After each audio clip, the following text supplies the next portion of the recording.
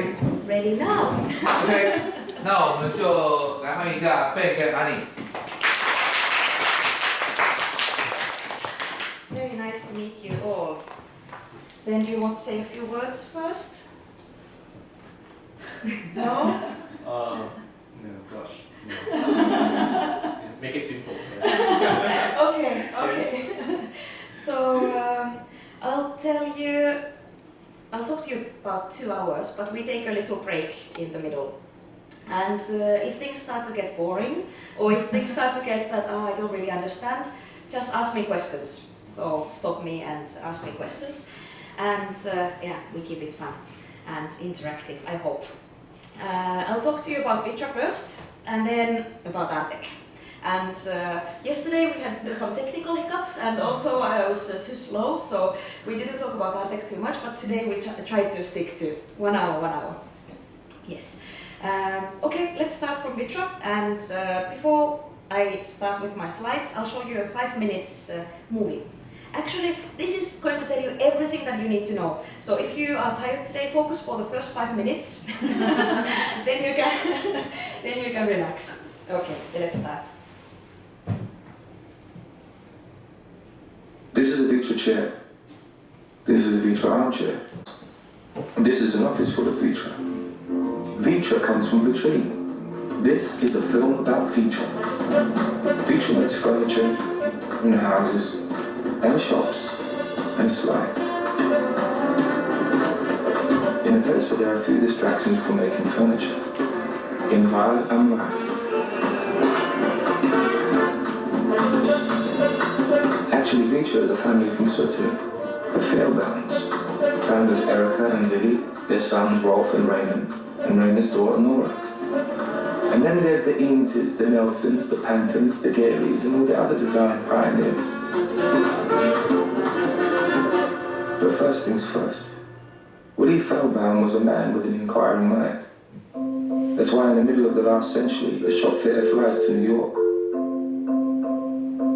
There he sees a chair that so fascinates him he has to know who designed it. He said it changed his life. He meets Ray and Charles Eames and decides to become a furniture maker. He really wanted to bring this chair to Europe for people to have, obviously to sell, but also to be, to get this idea. Being a good designer is a lot like being a good host, say Charles and Ray. So they get together more often. Young Rolf, still just a teenager, travels with them as an interpreter. Despite the language barrier, the Fehlbaums develop a deep understanding of the designer's work. The details are not the details. They make the product is their maxim. 1956, the Eameses created an armchair that was to become a superstar. The idea was simple. What would a modern English club chair look like? Contemporary, but comfortable, like a well-worn baseball glove.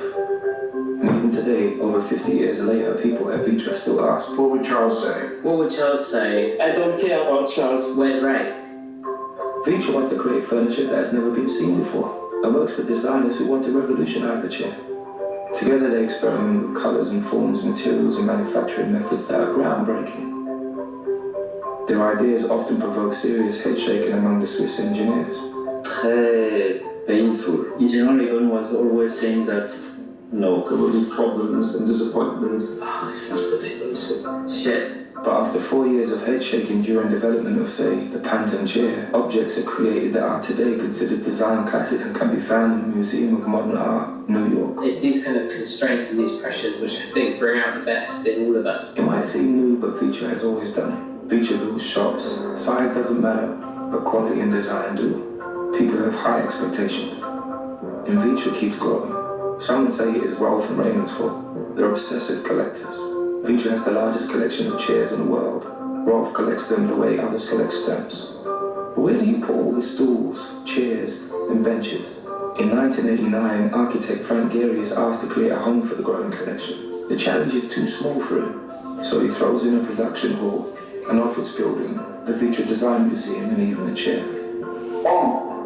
Zaha Hadid, Alvaro Siza, Tadao Ando, Herzog de Moron, and Sanaa follow. Pour pouvoir faire ce projet culturel, il lui faut une armée. Mais une armée dans le bon sens du terme. Over 3 decades, they formed the Vitra campus. There is so much inspiration there for a designer, for us, for all of us. With the Vitra campus, the furniture manufacturer finally turns into a project. I feel at home at Vitra. At last, something is happening in Wide and Rhine.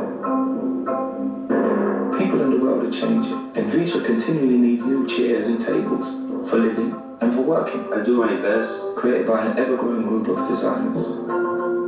Many people sit on Vitra. Keith Haring, Grace Jones, Billy Wilder, Kate Moss. No, Kate Moss. Choosing Vitra means getting lifelong enjoyment out of it. How can Vitra make such a promise? Because Vitra has the world's best tools. The hands of Marcus Bogelsson, and the hands of Daniel Baumann, and of Nero Buclu, and of Ingo Bertel. This is making a big difference from Vitra to the OSIS. And because meticulous collaboration with the designers creates durable, long-lived products. And because these products are truly put through their paces. The German manufacturers are probably more. Don't forget you are Italian. Yeah, but more precise. Don't forget you are Italian. Sometimes. Once all that's in place, the result is an original that can begin its journey. It will be passed on, will age beautifully, writing its own story. It is an original. The original comes from.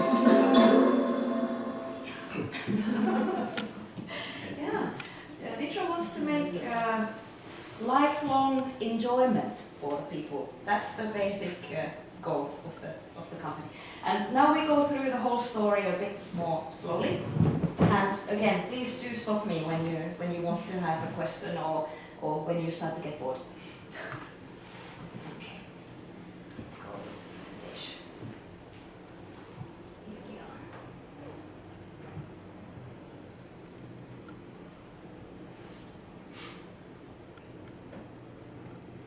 Oh, thank God. No technical problems today, it's going to be smooth.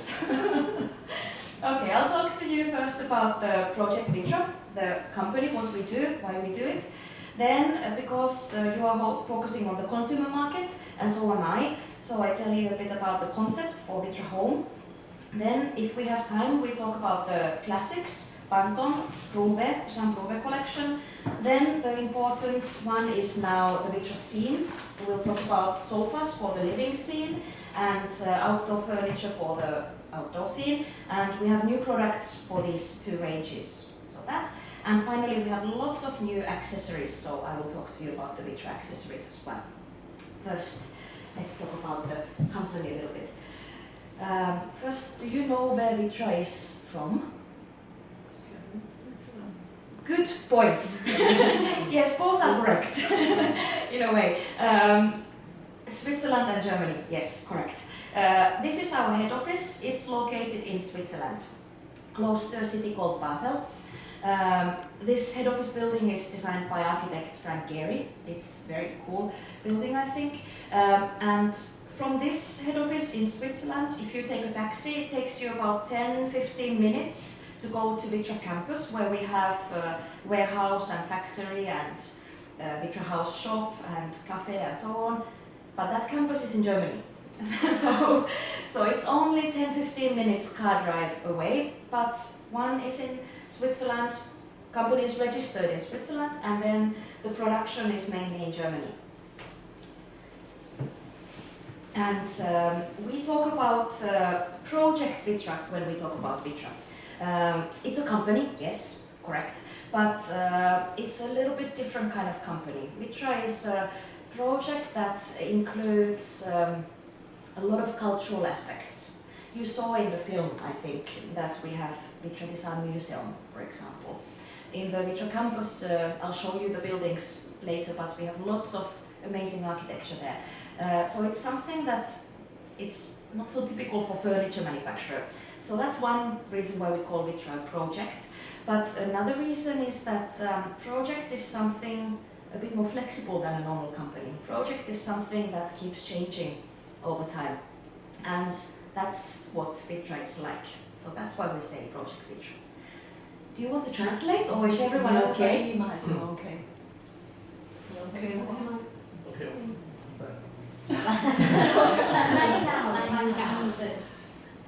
他觉得他们比较不喜欢以公司来自称那个 Vitra， 因为他觉得说公司是比较受到一些传统的一些形式的限定法定，那他觉得比较想用专案来称呼自己，那比较有弹性、有变化。那他们也不会说受限于某些概念、某些条例，他们就喜欢尝试各种不同的一些领域这样子。Okay. And this is where the Vitra story starts. This is New York. Vitra is not from New York, but and maybe you remember from the film what this means. At this point, 1950s, Vitra was actually not yet furniture manufacturer. Vitra was a shop fitting company. Vitra was making shelvings for shop use and glass boxes and window tools, anything that any shop needs to show their products. 就1950年的时候 ，Vitra 他是在纽约那边，他们以橱窗设计为主，然后就制造一些零售业，它的橱窗，它的一些层架，一些就说你需要开一家店所需要一些陈列的东西，它以那个为主。And Vitra is founded by the Fehlbaum family, a Swiss family. The founders were a couple, Willi and Erika Fehlbaum. 这个要翻吗？ Everyone is okay. Yes, good. And these Erika and Willi Fehlbaum, they went to New York in 1950s, early 1950s. And that's where they met or saw this chair. They were shocked in a very, very good way. They really loved it. They had never seen anything like it. This was one of the very early pieces that were using plywood in this kind of three-dimensional shape. And this chair was designed by Ray and Charles Eames. Oh, Chris, what's the name of the chair? LCW. Right. Hey! I can stop my training. No, we should pop this in so that they pay attention, right? Good. That's Quizmaster, please. OK 吗？还是要翻吗？翻一下。所以他们在1953年的时候，他们去美国看到这张就是 LCW 椅子之后，他们觉得非常的惊艳。他们第一次，就说在前面在首次见到使用plywood如此活用的在椅子上面，它属于3D 设计。那他因为感到很冲击到，他就想要进行这方面的椅子方面的设计。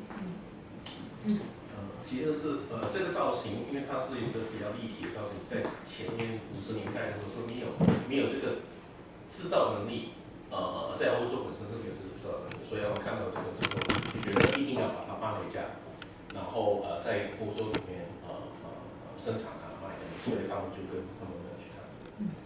And then Willi and Erika, they go back to Switzerland and they cannot forget this chair. So they start to communicate with Herman Miller, the manufacturer of this chair, as well as Charles and Ray Eames. 就后来他们回到瑞士兰之后，他们就去联络那个 Herman Miller 他们，然后就想要继续进行这些椅子的制造。And finally, 4 years later, in 1957, they finished the negotiations and the Fehlbaums get a right to start producing this, not only this chair, but furniture by Charles and Ray Eames, as well as George Nelson, Alexander Girard, and Isamu Noguchi. So this is in 1957. And from 1957 onwards, it's first done under the licensed production of Herman Miller. 然后就经过大概4年左右的一些协商之后，终于取得他的专利，他们就开始制作那个他们的椅子，还有他们的家具。像这个根本就是他制造的这个。对，因为他们需要那个授权，那之前没有授权没办法制造。Yes. First, it's under license, and then things change in 1984. This is almost 30 years later. With mutual agreements between Vitra and Herman Miller, Vitra becomes one of the official manufacturers. So since 1984, Vitra has been an official manufacturer of Charles and Ray Eames, George Nelson and Alexander Girard, but only selling in Europe and Middle East. So this is the important thing. So what you get here in Asia, I think you get lots of questions from your customers about this situation. We all do.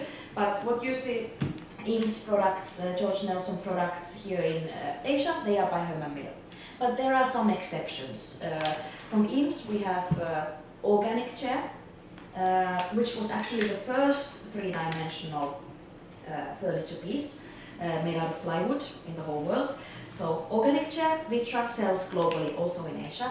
Also La Chaise, this beautiful lounge chair, white plastic, that one we sell. Also Eames elephant, and from George Nelson we sell the Nelson clocks.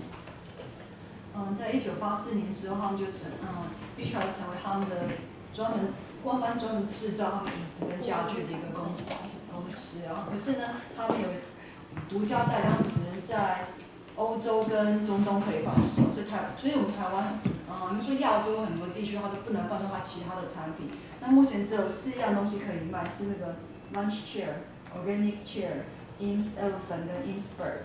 那其他的话就因为地区关系代理关系，所以我们没办法贩售。中东。对，中东 Middle East。那只是 coconut 学的。coconut 好像也不行。就像上次我问原厂说可以，其实上次我有写信问那个 Mars， 他说可以卖。还有 mushroom。对啊，那时候我问他说，对啊，其实都不能卖。对啊，那之前我问他可能搞不清楚，他没有问另外一个。So it's a little bit complicated, but there we are. And we are both parties, Vitra and Milo are have very good working relations, very good collaboration in many ways, and we totally respect these boundaries. So that's important. And okay, let's go back to the Vitra story. We jump from 1950s to 1960s. In 1967 is an important point in time, because this is the moment when Vitra develops the first Vitra chair, which is the Panton chair. This is basically the beginning of what Vitra Home is now. Working with a designer, Werner Panton. He was Danish, but he was living in Switzerland at that time. And together with Vitra, they developed the starting of Panton designed chair produced by Vitra. This was not easy. It was a very new way of doing a chair. One sheet of plastic molded in this shape. They had to work many years to get it working, and I heard that Panton also offered it to some other manufacturers who could not make it work.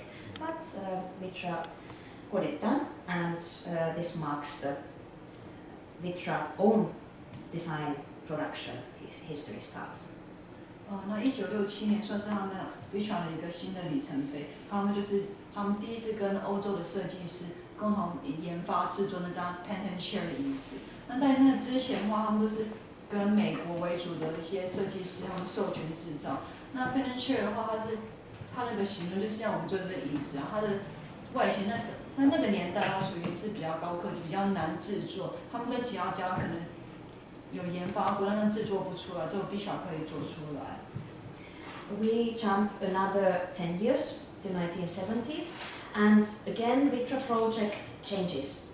And here the big change is that Vitra starts to focus on office furniture, and actually office furniture becomes the main target of Vitra's product development for the next 4 decades almost. 1970s, 80s, 90s, also the early years of 2000. Vitra mainly focuses on developing office furniture, office concepts, and researches on how people work. 那从1976年开始 ，Vitra 把他们的研发中心改到那个办公家具上面。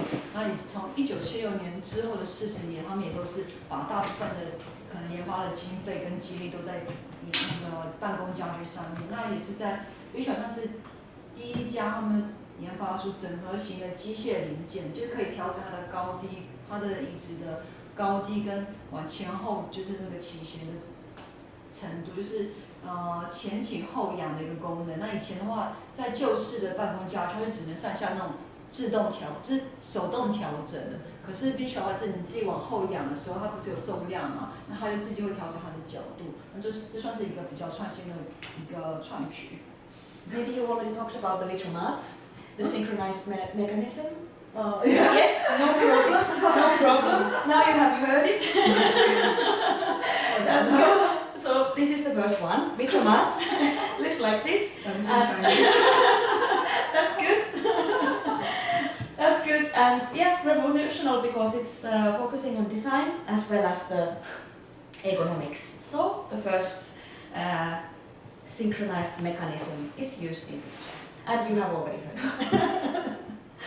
Okay, we jump to 1981, and it's a little bit different kind of picture in the history of Vitra project. In 1981, there was a huge fire.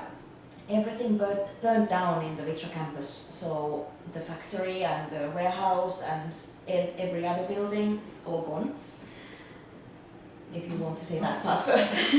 那1981年的时候就很不幸的 ，Vitra 它的一些重要的设施全部都被在大火之中都付之一炬，全部都就被烧了都没有了。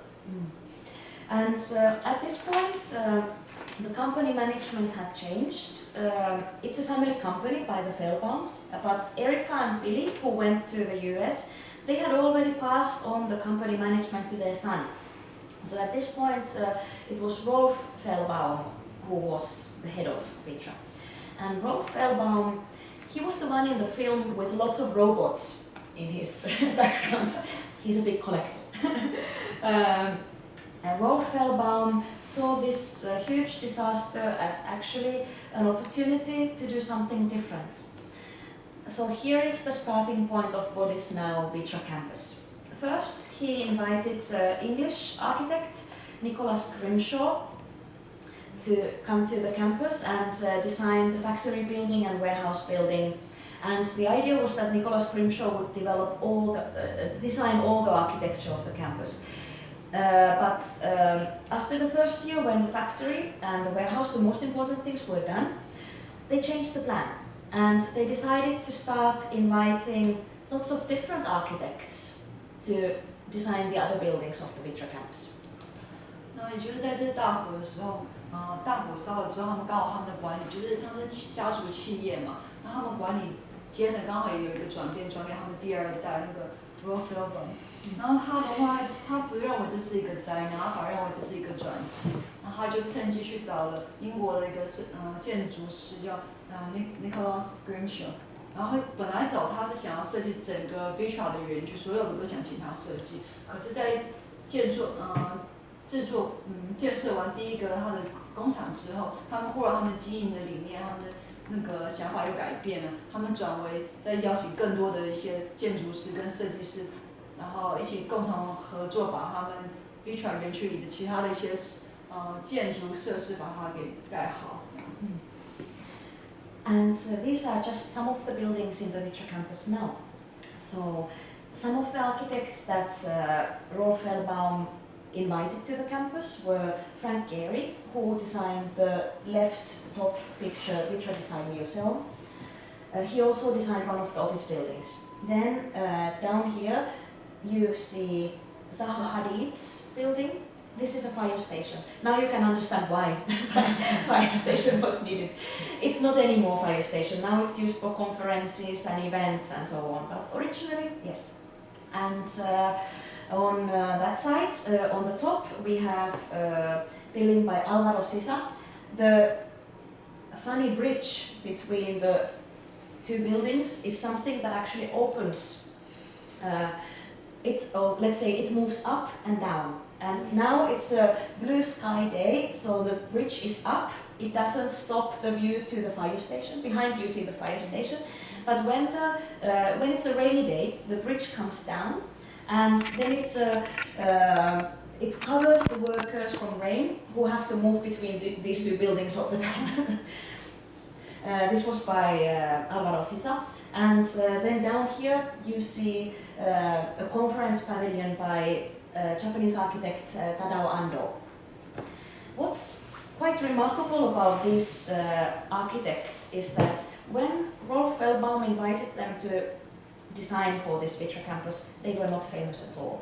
So, for example, Tadao Ando's building, this is his first one outside of Japan. And Zaha Hadid's fire station, it was her first proper project ever. So, Rolf Fellbaum has this very good eye of picking architects before they are famous. And then, now in the end, we have buildings by 7 architects who won the Pritzker Prize. And the Pritzker Prize is the Nobel Prize of architectural world. 那桥可以走吗？上面，只有下面可以走，上面可以走。 Can we walk on the bridge? No, at least I think we can't. I have never been up there, no. So I think it's for the rain. Only for the rain. 哦，就不能走啊，至少还没有走过。不过现场看起来没有。 Have you been up there, Miles? I cannot beat up. Yeah, I've been so there. it's yeah. Yes. So these are some of the architects that are now whose works are now in the campus. Some of them built buildings like Zaha Hadid and Sana. Sana on the top left, they made a warehouse, new beautiful warehouse. And Herzog and de Meuron, one step right from Sana, they are local Basel architects actually. They live in Basel and have an office in Basel, and they have now 2 buildings there. The first one was the Vitra house, you will see it later. And some of these are designers, and those designers, like Jasper Morrison, here in the color picture, he made a bust of. So it's big buildings and then it's some smaller buildings. Yeah, 7 Pritzker Prize winners are among these architects. Okay, this is a picture of the latest one. This is a building by Herzog and de Meuron, the local Basel architects, and it's called Champ de Pau. And this is a very quiet building. I haven't been there yet because it only opened this month. But looking forward to it. And this Champ de Pau is built to show the huge collection of Rolf Fellbaum's own collection and the Vitra Design Museum's collection of very valuable vintage furniture. Everyone is okay? Yeah, okay. 问题们举手。 So originally, I'll tell you a little bit more about why this second building for Vitra Design Museum. First, it was the Frank Gehry White Building, and that was supposed to be there to show the collection. But Vitra Design Museum it's not part of Vitra company. It's a totally separate organization. It's a museum, and now one of the leading design museums in the whole world. And they are now doing curational work. They show exhibitions on designers, like currently there's Alexander Girard exhibition. Before that there was Alvarado exhibition, there was Bauhaus exhibition, there was exhibition about design in Africa. You know, lots of different exhibitions that don't give a chance to really show the really extensive collection. So that's why they now decided to build another building. And I'm sure this is not the last one.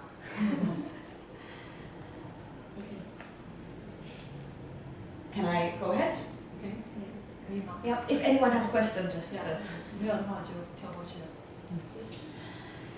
The same way that we are working with the architects, Vitra is very closely choosing who to work with between the designers. So now we go back in the story to Vitra products, which is a bit more closely related to your work and my work. These are the designers, some of the designers that we work with.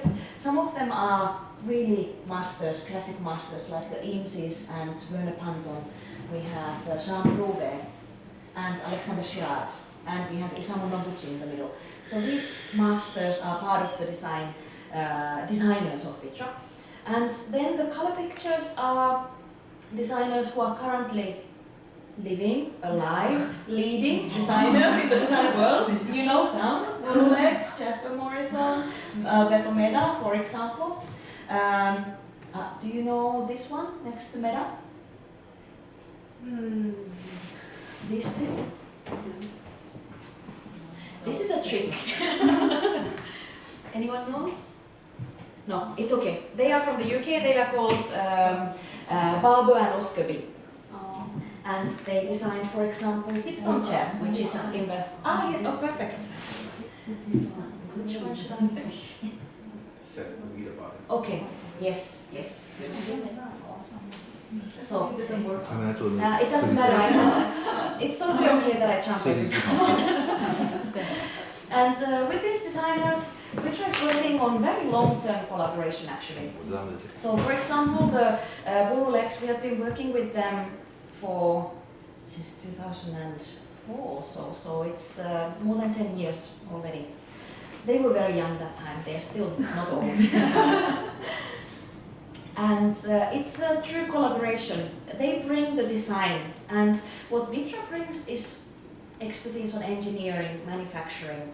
You saw in the history that we have been focusing on office furniture for a long time. Before that we were producing and continued all the time to produce the Eames products, for example. So different kind of manufacturing expertise is inside the Vitra company. This is what we bring to the collaboration. And we always create something that's new, something a bit groundbreaking, that then often other brands follow a couple of years later.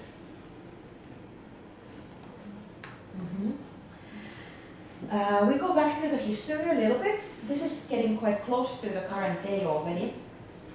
This is the beginning of what we call Vitra Home collection.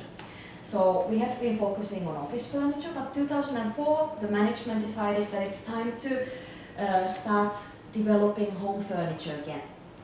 And part of it was reissues of classic collections like Jean Prouvé collection. Around this time, we just started to, for the first time, work with Jean Prouvé's family and produce the Prouvé collection.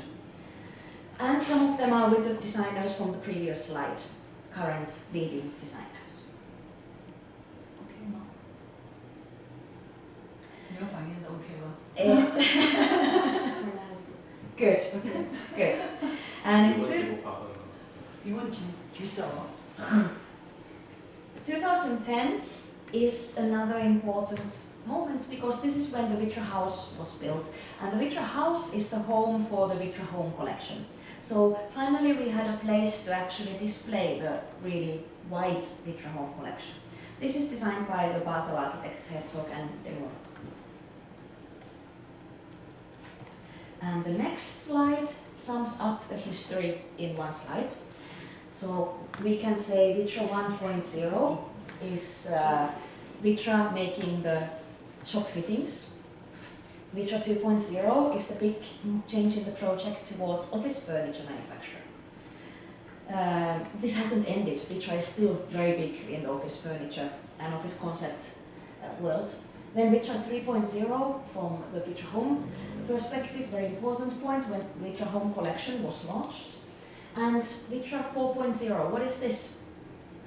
This is where we are now. Yes, this is Vitra House, but this is also more than the campus. This is Vitra becoming a B2C company. So until here, the whole history is Vitra selling to businesses, but B2B business. But now we are changing the project again, and we want to become a B2C company. We want to focus on what are the consumer market needs. We want to answer those needs. We want to work more closely with our global partners who are selling to the global consumers. And this is the Vitra 4.0. We've again had a little change in the management. So now it's the third generation of Fellbaums. Rolf Fellbaum is still there. He is now the emeritus chairman of Vitra. He's still very much alive and very much active, but not a young man anymore. And his niece, Nora Fellbaum, is now the CEO of the company. And Nora is now leading this new Vitra, which wants to become a B2C company. And we are seeing internally already a lot of changes. We want to bring those changes little by little to you too. Make Vitra a bit more friendly. 这张图的话，就基本上是把 Vitra 它的每一个重要的里程碑都集合在上面。那 Vitra 一点，就像最一开始在美国纽约那边以每个这种商店的陈列设计啊，陈列我所需要的一些设施为主。然后 Vitra 2.0的话，就是以办公家具为主。那当然，他们现在还是有继续进行那办公家具的一些设计研发，只是现在他们还有在让他们的经历到其他领域。那 Vitra 3.0的话，就是他们又2004年嘛，还又回归到他的居家市场，开始把一些经典的家具啊，或一些以前他们曾经授权或研发过的一些产品，再继续把它设计，然后它一些那种家饰品的 Home Collection 在这个时候也开始推出了。那 Vitra 4.0的 Vitra House， 它就是也是现在他们正在进行的一个阶段，他们开始比较从以前他们是 B to B 嘛，就是专门贩售给那些公司为主的那种可能专案或企划。那现在的话，他们会开始比较重归于消费者大众市场指向的一个方面啊，他们会开始研发真正消费者所需要、所想要的一些一个想法吧。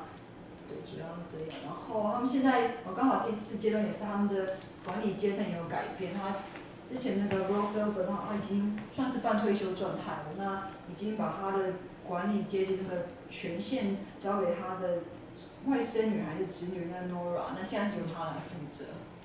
So Nora is a lady in her late 30s or early 40s, young, and she has 4 daughters.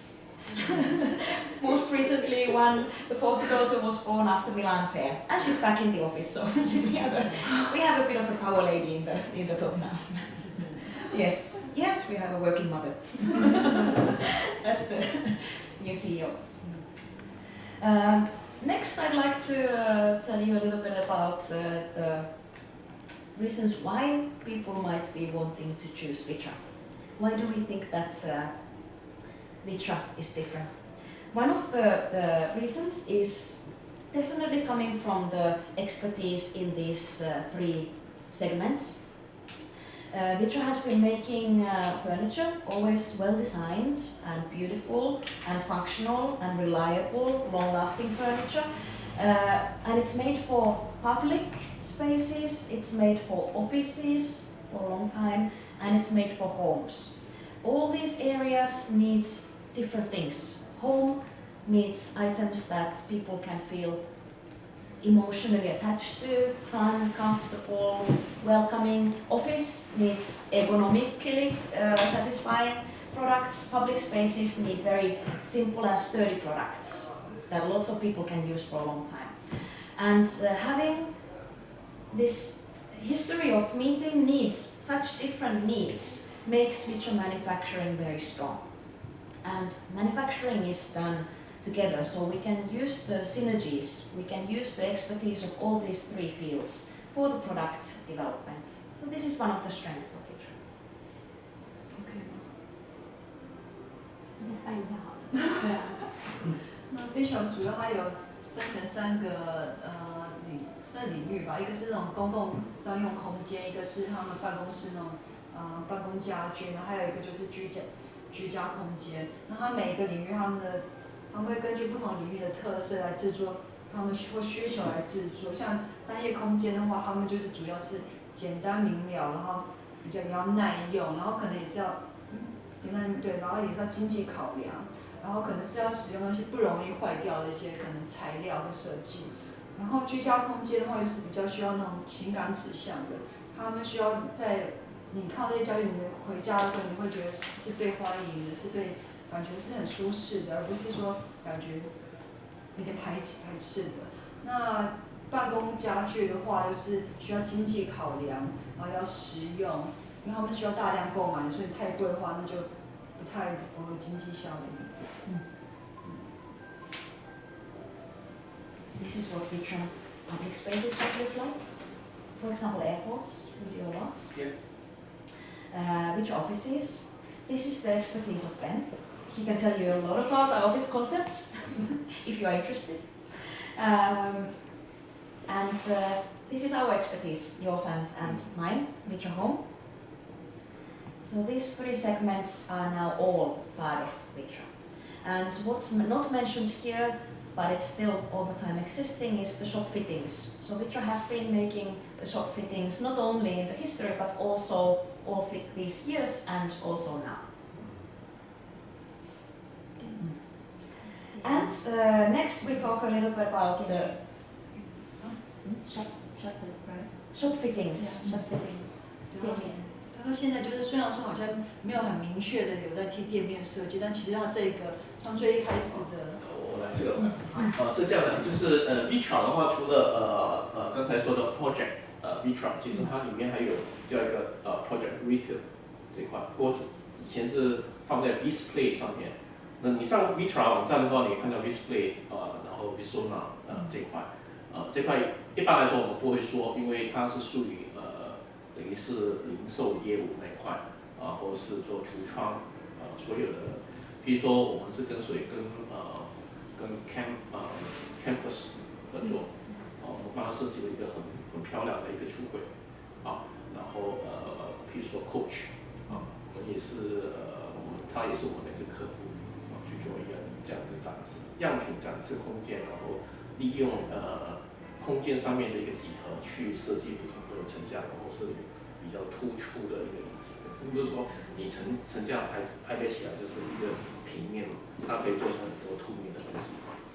这个有时间的话，我们可以另外一个 session 把它去解释。继续。And next, I'll tell you or want to convey to you the concept of Vitra Home. What do we want to tell to our customers, the consumer customers? First of all, it's about love. No, it's. Who doesn't want that? Who doesn't want that? No, but yes, it is. Vitra is about enjoyment for the lifetime. And the Vitra Home concept actually comes from here. This is where the home philosophy got the inspiration from. This is Charles and Ray Eames's house. I heard that Miles has been in the Eames house outside. Yes. This is what it looks like inside, and this is the source of inspiration for Vitra Home. But the picture is much beautiful. Than real life. That is already arranged. Oh, really? Probably not many plants alive. Yeah. Maybe not. Now it's nothing there. Now it's nothing there. Okay. I mean, it's a alive. bit of No, a sad. I mean alive things. Yeah. 这没 Yeah. 有人住了。这我有去过，很漂亮。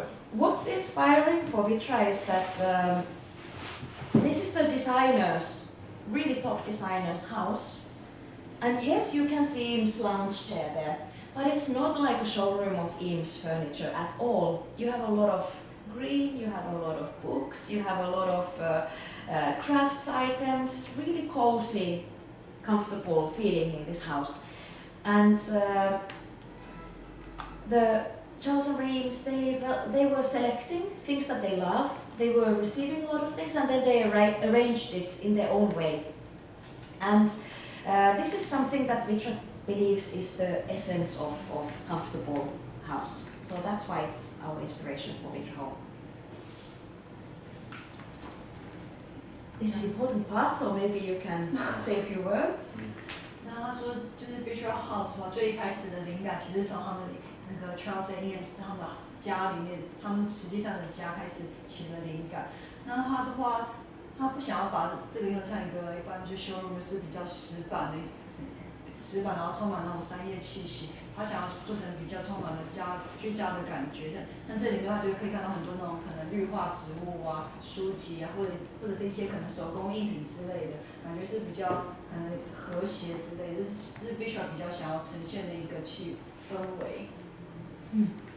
And Vitra calls this feeling a collage.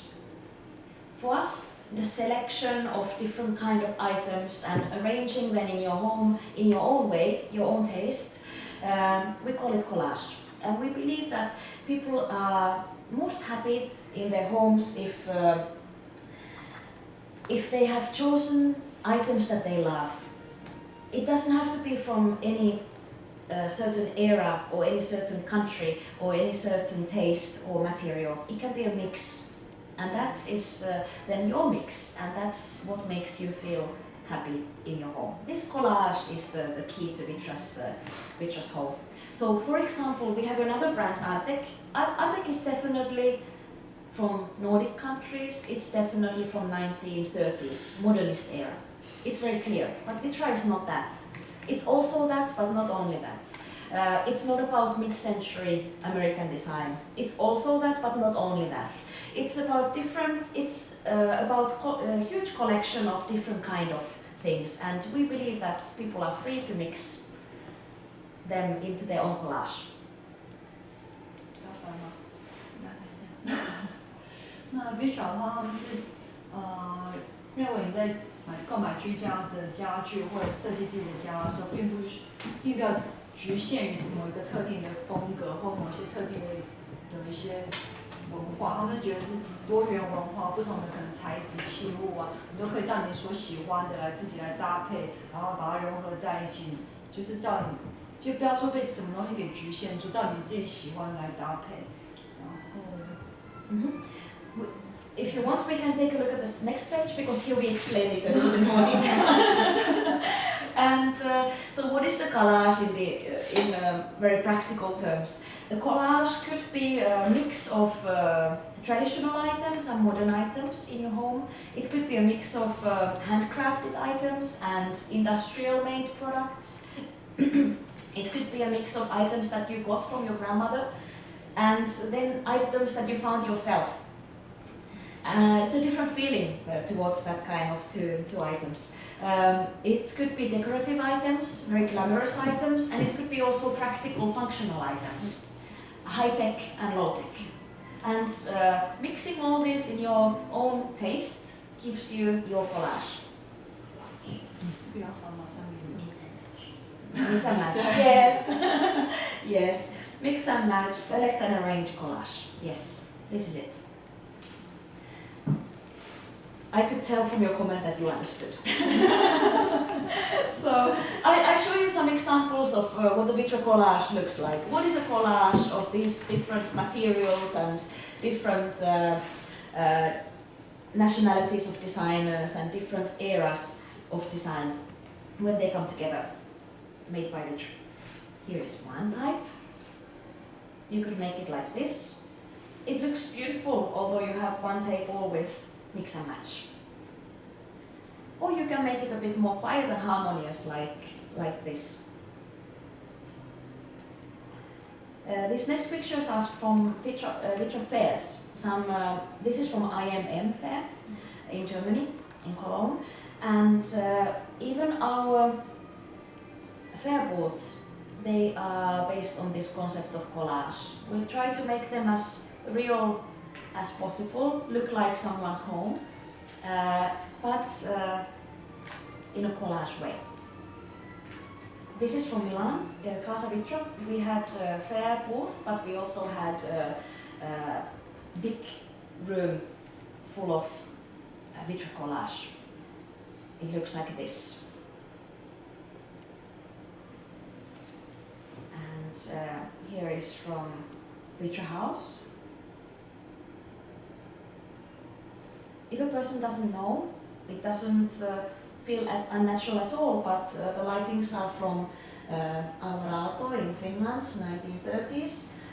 Then we have a table just a few years ago designed. Then we have the soft shell chair, some years ago, maybe 2008 designed. So it's new and old, but all in a comfortable collage. This is also the Vitra house. You can see there's nothing around it. So we can build more houses. I don't know who owns that land, but I'm always curious to know what is the next building. Oh, this is now a recent picture from the Vitra house. It's also combining the two brands that we now have, Vitra brand and Artek brand. Maybe I say a few words, I didn't say yesterday, but maybe I say a few words about these two brands. So, Artek brand I will tell you more in the next hour. You will hear that it has a very precise history. It's a Nordic brand really. But so when we talk about Artec, we talk about Artec and we don't talk about Vitra. But when we talk about Vitra, Artec fits totally naturally inside the collage because Vitra is covering all this. So Vitra interior can always contain Artec pieces and it's totally a happy mix and match.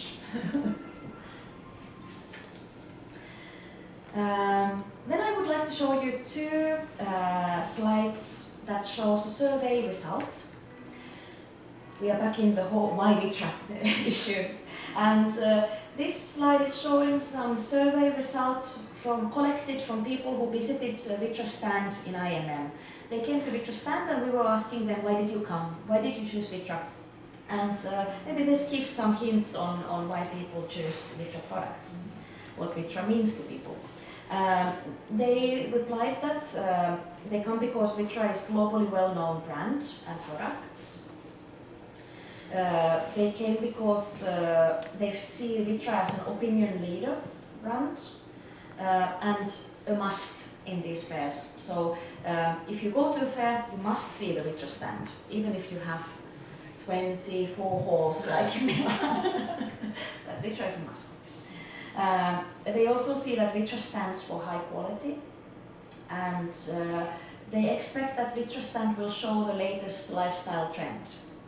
Vitra is always seen as someone who is kind of going first, and then if you see what Vitra is doing now, then you can see what the others will be doing in a couple of years. At least that's what they say.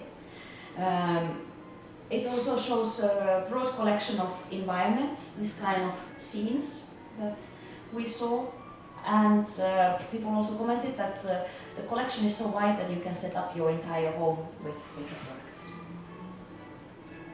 这个要翻吗？还是上面写的都有？翻一下。啊，翻一下好。对，翻一下。这其实就是他们在一个德国的那 IMM 那个家具的一个设计展场上面，有问一些参展的人啊，那参观的人说，为什么你们会喜欢那个 Vitra？ 然后其实上面就简约的讲说他们喜欢的原因，应该是可能世界性知名的品牌啊，然后它的产品也是广为人知的，然后再来是 Vitra 是一个，像是一个时尚产业领导者的先驱，就是假如他们 Vitra 有设计出来的一些新的可能家具啊，那可能在未来的几年或甚至10年，都可以在其他的品牌或品牌上面看到类似的一些设计。然后 Vitra 的话，它的品质很好，因为它是德国制造的，它做的比较精细，然后瑕疵上面的控管会比较严格。然后 Vitra 的话，它有一个它的产品是包罗万象，因为你看它的 Vitra 那个加盟表就知道，它东西非常的多。基本上你假如一个居家空间，你想要买的东西在 Vitra 里面都找得到。它不只是家具，还有家饰品，还有其他的东西。基本上就是这些。Thank you. It's the hardest work for the translator, I know. And next survey result is from Architonic website. Has anyone been to Architonic website? No? You can check it out. It's international website where lots of different brands are, and it's not a web shop. It's not selling. It's only showing different brands. So lots of professionals use it. Professional designers and architects, buyers use it when they want to know about what is available in the whole world. And also private individuals can use it. It's totally free website. And Architonic is carrying so many brands that they can make a listing of top 200 brands. I don't know how many there are, but top 200 they list. Based on what brands people were searching for and what brands they clicked for and so on. So that kind of result. So global top brands. Number 1 is... She said, yes, of course it is Vitra. So yeah, here you can see some of the top 20. 你会发现我们品牌很多在上面。就当时我会把这一页特别把它就是列出来寄给大家，所以你要跟客人可以说，你看上面很多有名的品牌，我们都有在卖，这些设计师跟建筑师他们共同选出来的。But we know, I know, and Ben knows that this situation is maybe not yet true in Asia. So we have a lot to do, and we really hope that you will do it with us, because we want to have Vitra in this position in Asia as well. And yeah, our work is to bring you lots of ideas, take information back home to what you need, and also we have already started to make some tools for you to use to get there. Okay, and now finally we go to the products. I'm meeting you all for the first time, so we took a long time in talking about what Vitra is as a company and the concepts and so on. We have very little time for talking about the products, but we'll come back and then we will talk more about products, but we still have time. Quickly about two classic collections. Werner Panton, we already saw this is an important part of Vitra history. The first piece that Vitra actually developed together with the designer in 1960s. He was a Danish designer. He is a master of color, of pop. He left this comment that people sit more comfortably on a color that they like. So it's really about what do you like and what do you feel comfortable with, and playful and fun. And the piece that we have several pieces from Panton, but of course the most well-known piece is the Panton chair. Do you want to go back to this slide? You remember color and Panton. Master of color. That's what you should remember. And yeah, it doesn't have to be always so colorful. It can also look very chic and cool, like this. Another great master, Jean Prouvaire, was actually he was a manufacturer himself in the beginning. So Vitra has not been producing his furniture forever. Vitra started to produce his furniture in 2002, was the official start of the 3 editions. He was a designer, he was an architect, he was a manufacturer, he was an engineer, and all of this he called himself a constructor. It's a funny word, but all of these aspects that he had knowledge of, he put together as a word called constructor. And he was a guy who apparently every morning went to the factory. He woke up, had breakfast, and then he went to the factory. And he wanted to work with the factory workers first thing. He was a guy who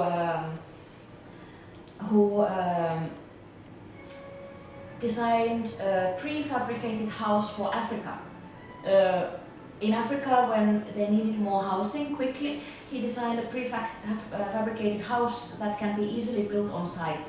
And some of the famous furniture was actually done for that project. So for me, it's quite an important part of this guy, Jean Prouvaire, that he was a true modernist. Modernist means a designer who wanted to make the living better of his time. So modernist was someone who didn't want to make cool pieces for the rich. Modernist is someone who wanted to do the opposite of that.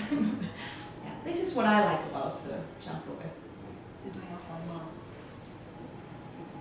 We didn't do it yesterday, so this is a tough one for you.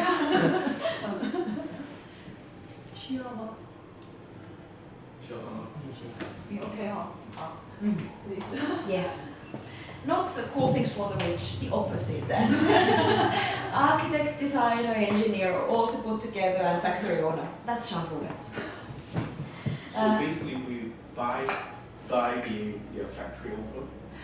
No, it was actually the factory was closed down, and for a long time there was no production of Jean Prouvaire's collection. And then Vitra started to work with the family to reissue those products. So we didn't buy the factory; we started to produce in Vitra's manufacturing factories. This is his house. He had these cité armchairs in his house. You know the cité armchair in a round circle. around the Geridon bus table, and apparently he invited often people like students, and he was also teaching in university later. He invited students, or he invited his factory foremen, managers to home, and they were talking and having wine and dinner.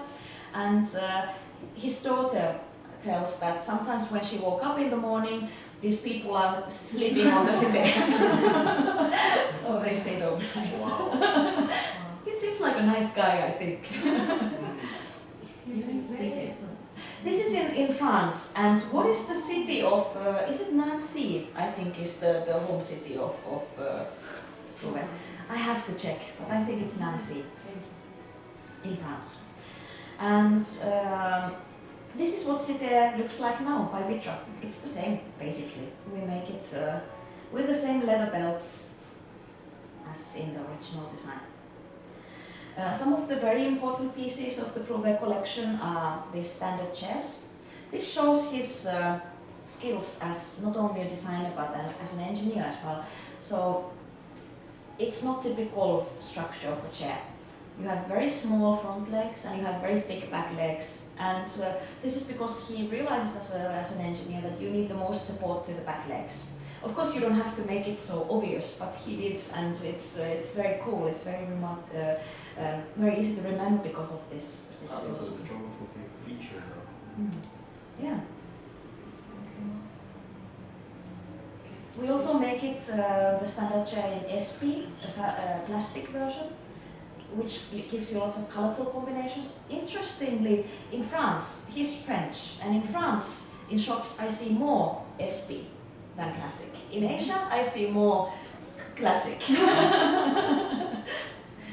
Good or bad, I don't mind, but this was something that I noticed. But only the classic version has the certificates, right? The collection. SP does not have the certificates. Of original of design. The limited editions. Ah, yeah. Right. Limited edition is yes, a fabric version of this, and they have the limited edition mark. I don't have a picture of standard chair with that version, but it's green and green color, 3 different greens, and fabric cover. It's limited edition until the end of this year. Do we have the leather version? No, no, we don't have it. But if you want to see the green version, you can go to your own Taipei office. Oh yeah, that's true. Raw. Yes, G-Star Raw. You have it. Okay. So this year you actually have 3 options. You have the limited edition Prouvé G-Star Raw, and then you have the plywood version and SP version. This table was made for the African prefabricated house. Can you believe that? This was made for African project. Yeah. Also the light, this one was made for it. In a way you can understand from the light. He wanted to make pieces that are so simple that there's absolutely nothing unnecessary. And this light, it doesn't even have a shade. It's just a light bulb and brackets, wall brackets. The project is called Tropical, Maison Tropical. You can read about it online. 那这些这个灯啊，还有他刚刚那个桌子，都是之前他去非洲的时候帮人家建造一些，就是比较便宜而且比较好组合制造的一些房屋的时候，房屋时期的时候设计的，所以它的外形、它的功能就是功能很实用，但是外形比较简洁，它就是给穷人家使用的。Also, yeah, this EM table it comes with the HPL version, which is then color coordinated with the SP version of the plastic version of the chairs. Like the wood, EM chair with the wood. Yeah. It's more original. EM table with wood, of course, yes, it's the first version. And EM table with wood is one of the best sellers in Asia. Yes. Definitely. Yeah, we think that because we don't have beams here, we want to focus a lot on Prouvé in the long term. We want to make some marketing materials and stories to support the Prouvé story. Yeah, also a Geridon table with a round table goes nicely with the standard chairs. Same kind of structure but wooden legs. and round shape. And then this beautiful desk, compass direction, which also goes nicely with the compass, with the photo direction. The names of Prover products are quite complicated because they are French. Fauteuil direction, the name of the armchair. Fauteuil just means armchair. But because it would be so easy, armchair direction. But because it's in French, it's fauteuil direction. I'm probably pronouncing all wrong. This is a new picture from New York with the same combination, compass direction and fauteuil direction. And we have fauteuil de salon. When you translate, it means armchair for the living room. How easy! But hard to remember. Fauteuil de salon. But if you remember fauteuil, it means armchair, it helps.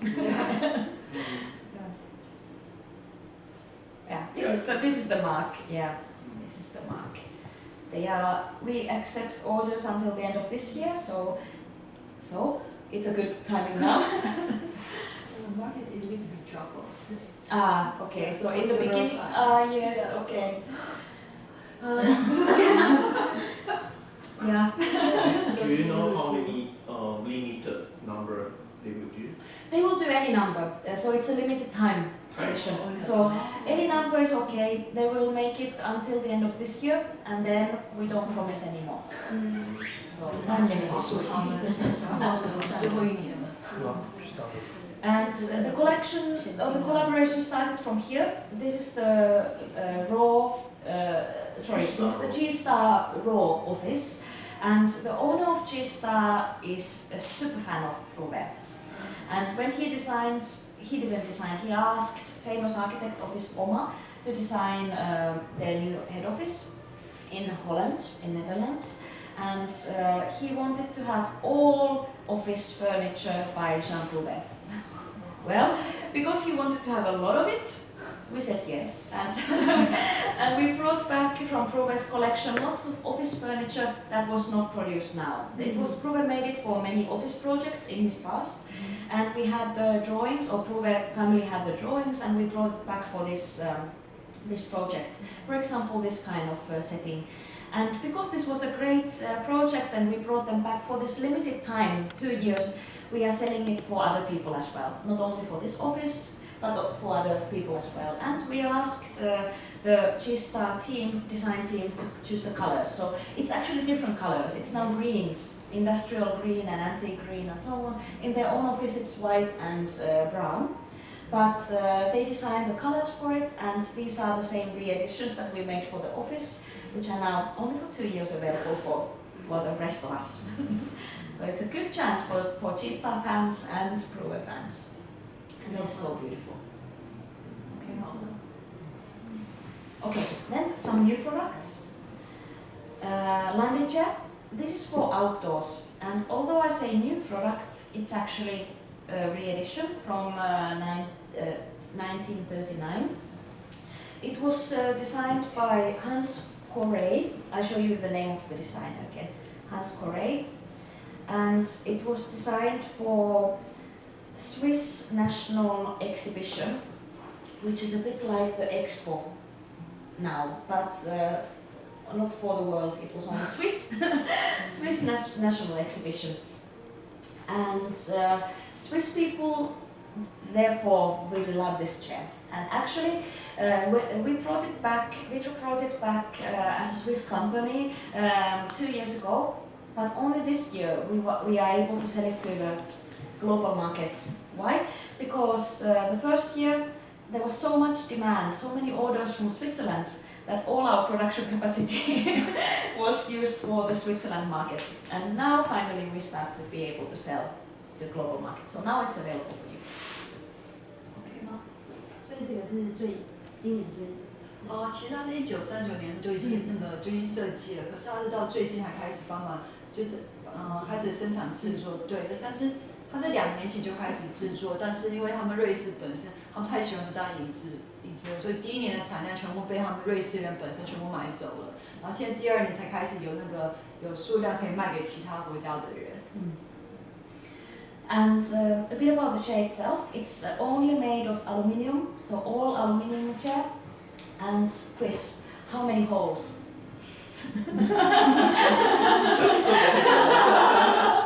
This is a difficult one. Answer is 91. And when you look at it, it's you could calculate how many this way and how many that way, and then you could multiply. But why 1? Why 91? But when you calculate them, it's correct. I did. It's really 91. Somehow it happens. So the holes have a function. They first of all make it lighter than all aluminium chair. Aluminium is a light material itself, but holes make it even lighter. And also they let the rain fall through. So you can leave this outside on a rainy day, and it's weatherproof, weather resistant. 你要问吗？这是一个户外椅。OK。 Yeah, this is what it looks like. It's a classic, very comfortable outdoor chair.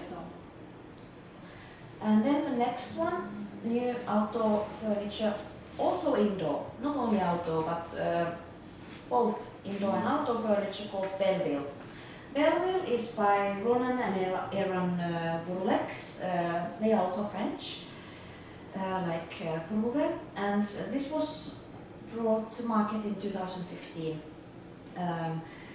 What's quite remarkable about this collection is, it's hard to tell from this picture because I'm only showing a couple of versions, but it's super usable. It has so many different sizes of tables. That's one thing, but also it uses almost all the materials that you can imagine for furniture. For example, the table, you can have solid wood top, you can have melamine top, you can have veneer top.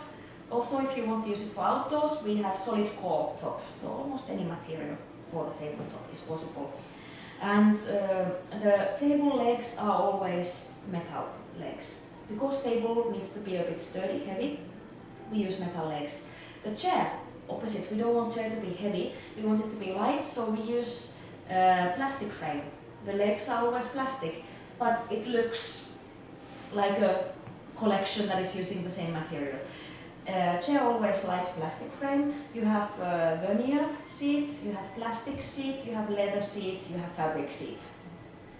And even if you mix all of these things together, it still looks harmonious together. So it's kind of a magic by the Bourlex.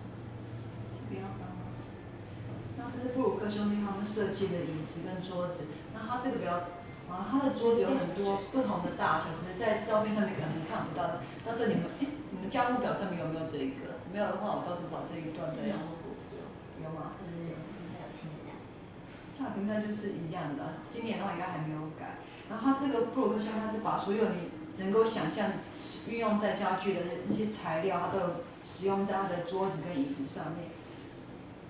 像桌子的话，可能有实木桌，有那种美奈米桌，或者是各种其他的贴皮桌之类，它都有在使用。然后可是它的那个桌脚的话，它是使用金属，因为你桌子喜欢比较沉重一点，它它不会随便乱移动，比较沉稳。然后它的椅子的话，它就希望是比较轻巧的，所以它是使用塑料来制作。然后，那除了塑料之外，它还有它本身还有布的，有皮的，那也有塑料，还有还有铝合金的。那详细的材料可能你们看价目表上面写的比较清楚。那虽然说它们可能有不同的材质来制作，那它们全部搭配在一起的时候，看起来还是很和谐的。对。I have a material for you, catalog about that. You can take a look. 那里有客人反映说他会有点太挺。太挺。对。太高。tilting。太挺。对。就是没有。就是他觉得对。做了不舒服。其实这个就是为什么我们会有布艺，或者是因为这个是正常的，所有硬桌的椅子客人都会有感觉，就是说，那所以我们会一般来说我们会做比较，先给他做一个硬的椅子，然后再请他做一个软的椅子，然后第一个反应就是说，有 cushion 的会舒服一点。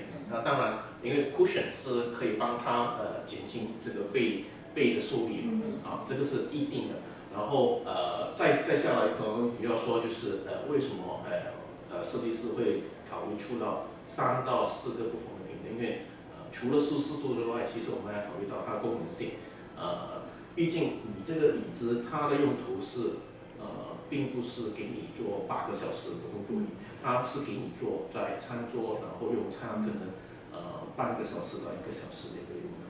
所以在外国呢，平常就是吃完饭就赶紧走。其实是那个概念。那当然，如果他是想在家里用的话，那肯定是要用布艺或者是皮，这个是最正确的选择。那没有办法去试做到的一个。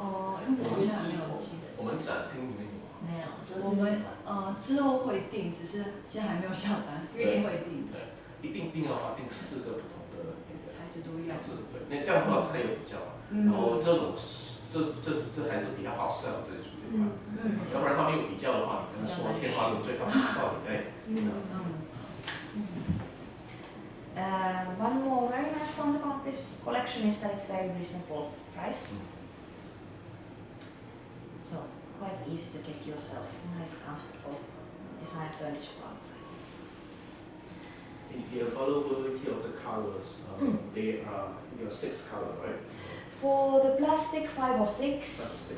Yes, I don't remember exactly, but 5 or 6 colors. And for the wood, it's always 3. It's natural oak, dark oak, and then black. Fabric, so many. Leather, so many.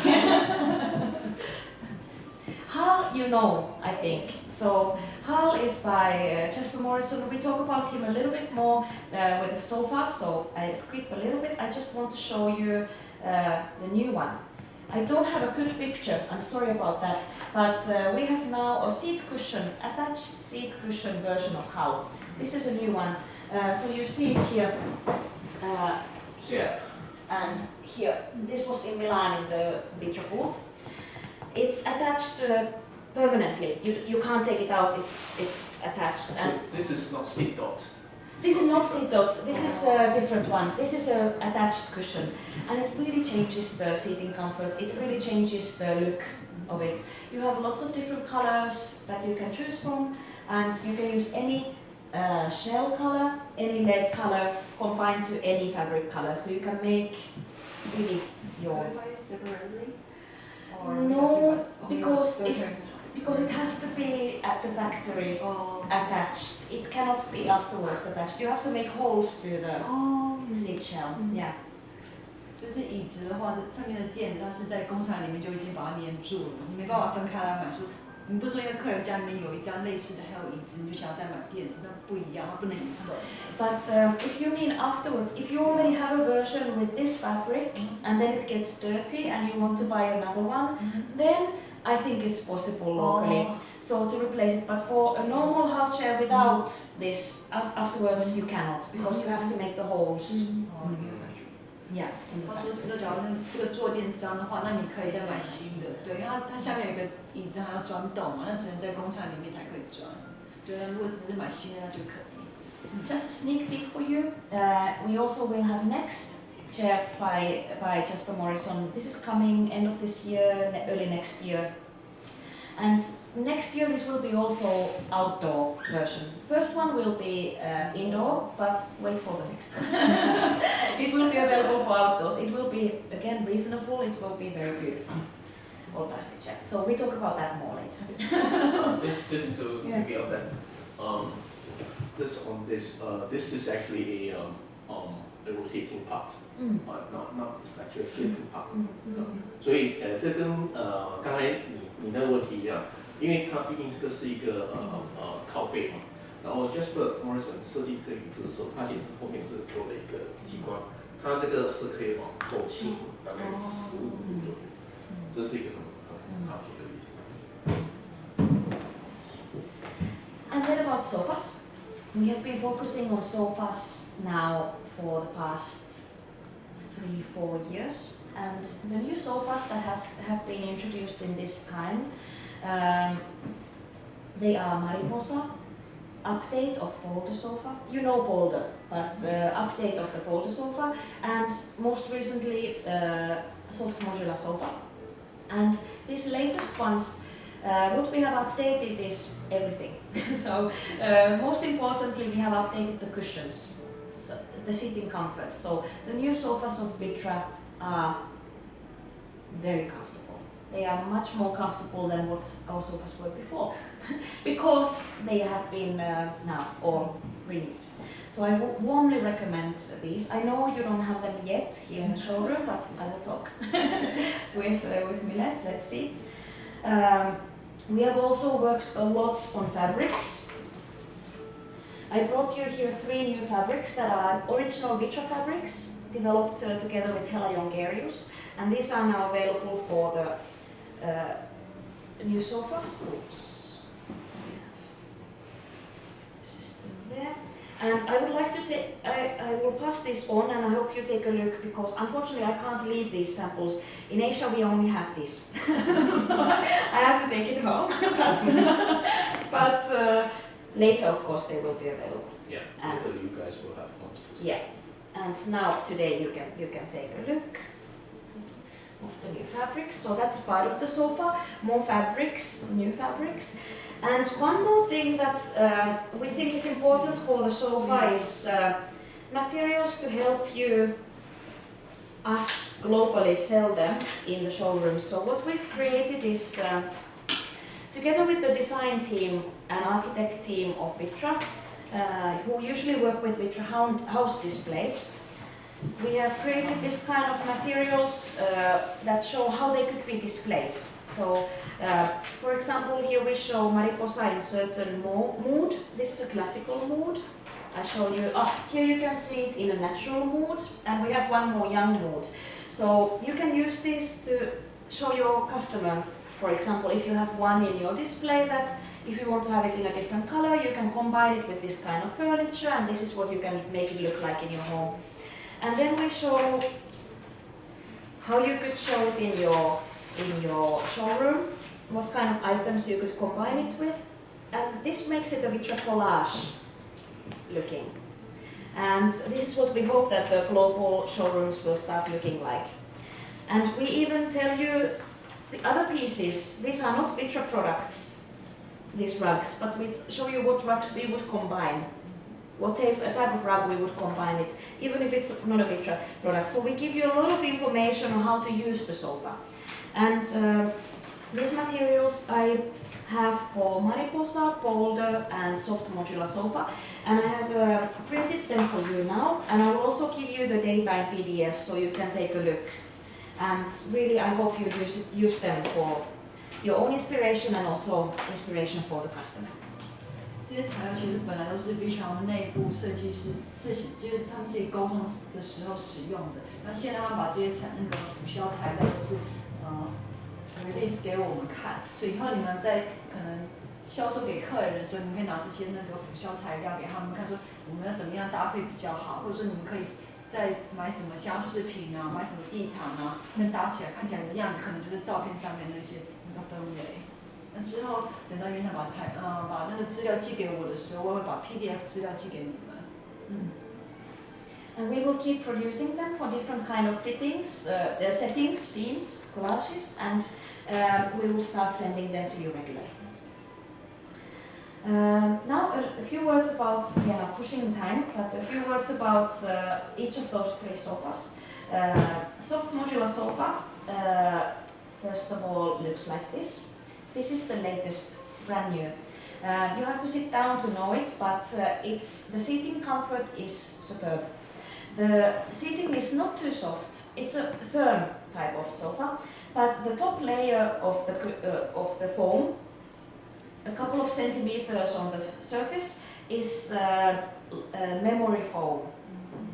So it feels a little bit different from a typical sofa cushion. And when you get up, you can feel that it returns to the original position. This is a modular sofa. Name says soft modular sofa. It's modular, and the key modules that you can play with are, here we have the right part and here we have the left part. You can have only the right part and the left part together and have a two-seater. The two-seater is 2.3 meters long, so a little bit large for two-seater. If you want to extend it, you can use the center part in the middle. You can put as many as you want, center parts. If you want to make a corner sofa formation like here, then you use a corner part. Corner part is different size from the right part and left part. So corner part can be only used in corner sofa. Not to make a short one, but only in corner sofa. And one more option is a chaise longue. So instead of the side part, you can have a chaise longue part here. And we have lots of accessory cushions that are part of this sofa collection. So with any of those fabrics, you can choose the accessory cushions. And one nice accessory cushion is what you see here. It's a neck cushion. It's with beads inside. So like rice, like beads inside. And it looks like it's attached like that hard, but it's not. It's really soft like that. You can put it like that. 这个就是他们的算是组合性的沙发吧，就是你可以依照客人的需求，或者你帮他搭配买那种可能左右的零件，然后中间的那个单独的一个小沙发，或者是它那个角落型的沙发，反正就照这上面照着这样子组合就可以。然后它的是记忆型海绵，它大概对它表层是记忆型海绵，就你坐下去的时候会符合人体工学，它会就稍微凹陷下来，然后等到你离开的时候，它的沙发过一阵子它就会恢复原状，不像我们一般的沙发，就是你做完之后，你还要再用力把它拍平，把它拍成好像没有人坐过一样。然后它根据你选择的不同材质的沙发，你可以选择它的一些配件式的一些抱枕。那它还有一个就是比较长的那个抱枕，它里面好像装豆子，看起来有点硬，其实它是软的，所以你在坐在沙发上，你可以把它藏在你的脖子上这样。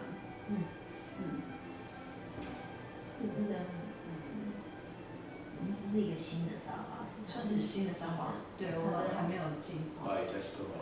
对呀。跟 Place 今年演出的。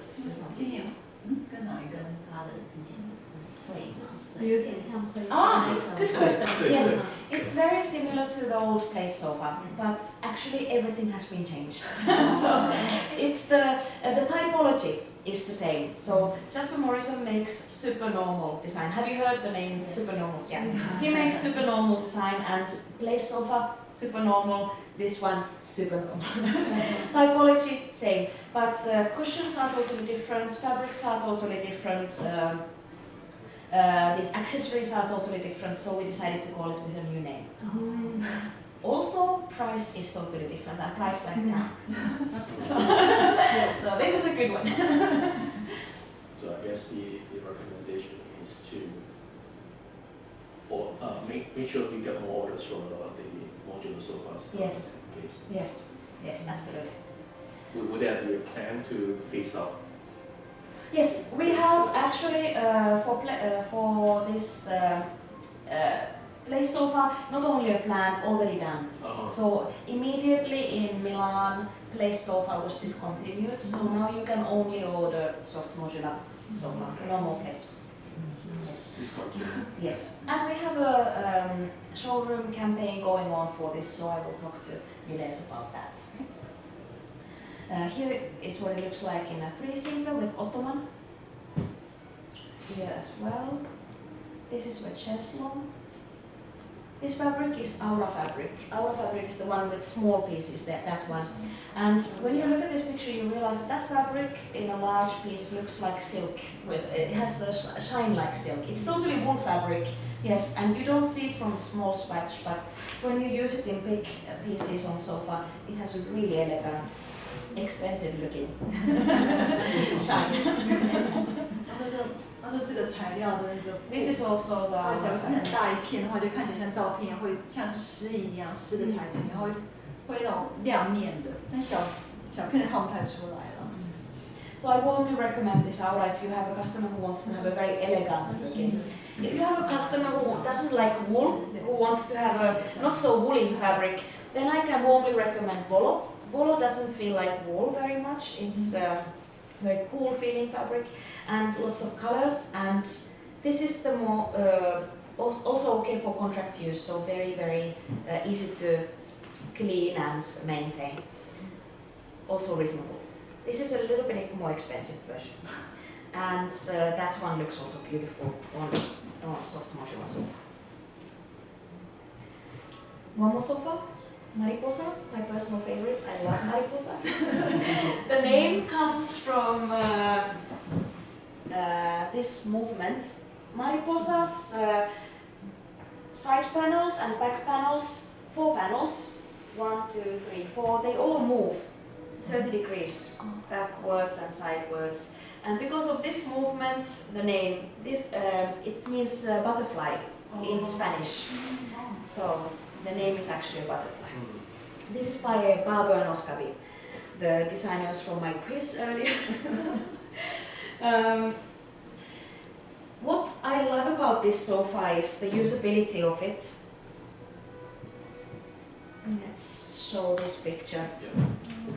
Because of having the side panel and back panel movements, and also the fact that they are the same. Usually you have backrest, which is comfortable, and armrests.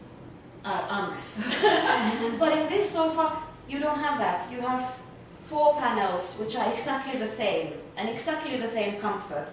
So you're totally free to sit down like you do, sit down nicely, or you are free to lift your legs up and relax like they are relaxing here. So this sofa is really for family comfortable using, not for entertaining so much in your house. Sometimes sofas are used for entertaining guests. Good. It's beautiful, it works like that as well, but this one is also for your own family relaxation. And it has quite a big seat depth, so 2 people can very comfortably use it together. If you have a bigger size, the whole family can use it together. This is 2.5 seater. So for 3 seaters, basically you can sleep. Even this one you can sleep on it. We have had someone in the showroom try it. So I guess this is actually very useful in the context of Asia because of the size. Yeah, exactly. 2.5 seater. It depends on how much you open this, but it's about 2.1 meter to 2.4 meters if you keep them all open. And with that, you can use it for family sofa totally comfortably. And we also have an ottoman. I show you the next picture of ottoman. 今天要讲吗？就这沙发的设计跟一般的不一样，是因为像我们一般的可能靠背跟扶手，就是靠背你是可以往后仰嘛，那一般扶手不是就只能把手放在上面，没有什么特别的作用嘛。那这个的话是它的扶手跟靠背都是一样，就是你只要靠在上面，它可以往后仰大概30度左右，所以你可以像一般正常坐在上面往后仰，或者是你也可以坐在它扶手那边往后仰。像照片，你就听，yes， 就像它这样坐或躺都很舒服。那这个很适合在居家空间使用，就是你可以很随心，可能坐在上面或躺在上面。然后它这个大概是2.5人坐的沙发，是比较适合现在家庭的设计，可以给大家庭，可以小家庭，就是摆在那边，因为3人座是比较大一点嘛。然后这沙发在它的扶手靠手的地方，它没有完全把它打开的时候，大概是2.1公尺，那你完全打开大概是2.4公尺。还有它上面那个长长的抱枕，就是你其实可以摆在扶手那边，你也可以把它拿起来，就可以，它并不是固定的。We also have a campaign for this sofa, so I will talk to you later. 所以说到这里的话，其实你会发现到，可能我们要清楚客人他们用途是什么。如果是家里很多客人的话，他的使用用途呢可能就不会就可能会我觉得说法那种比较实在一点，对，其中是一个比较见人的一面。那如果你是两小口在家里面呢，然后你需要宿舍的话，那肯定是往来多少，因为它本身就给到是一个，其实你只要举这2个例子出来，人家就知道 immediately 就知道它的取向是什么，这样的话可以把它的范围缩小很多，因为主要还是从客人那个角度去开发，然后这几个照片就是这个很好的，然后你可以放到 iPad 上面给他看，好吧？需要的场景是这样的，如果是这种场景的话，你可以用这种路线。This is Mariposa in New York. I really like the way it looks. Really prove it, yeah, it's a gorgeous setting. So you have lots of ideas on how you can combine the Mariposa sofa with different items in here.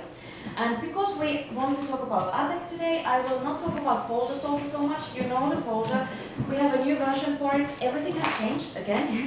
Cushions are new, more comfortable, buttons are new, new colors, and I have this material for you, so please take a look at the new Polder. And finally for Vitra, I will just show you lots of pictures of accessories, because we have in the past 2 years, no, 1.5 years, launched a huge amount of new accessories. And this is related to Nora Fellbaum's new strategy. Let's go for the B2C market. We want people to have easy access to my first Vitra.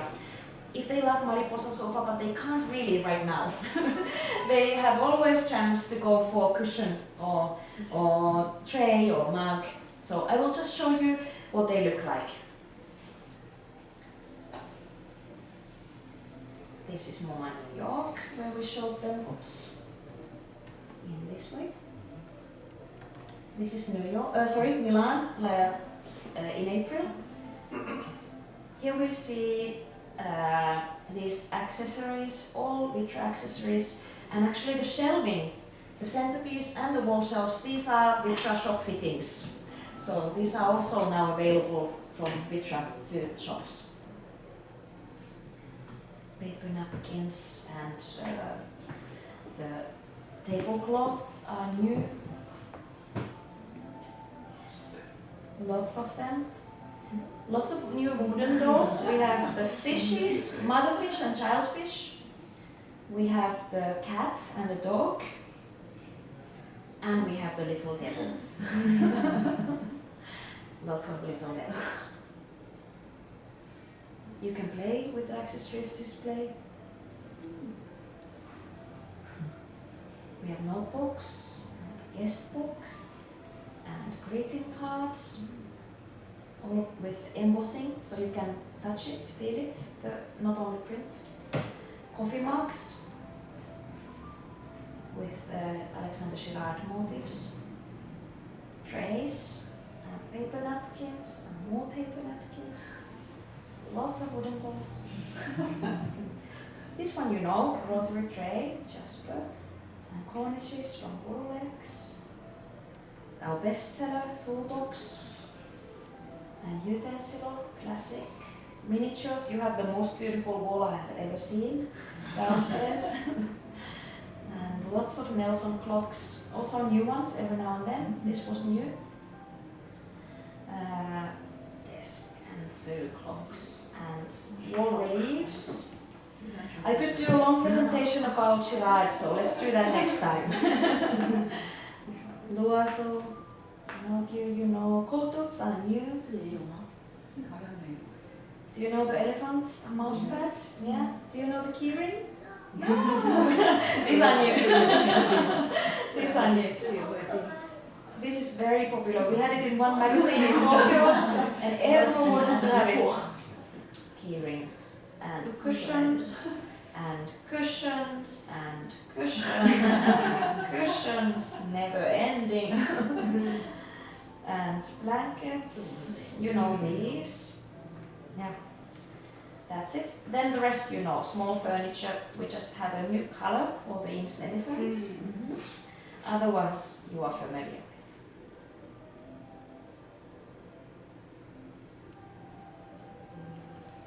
These are new.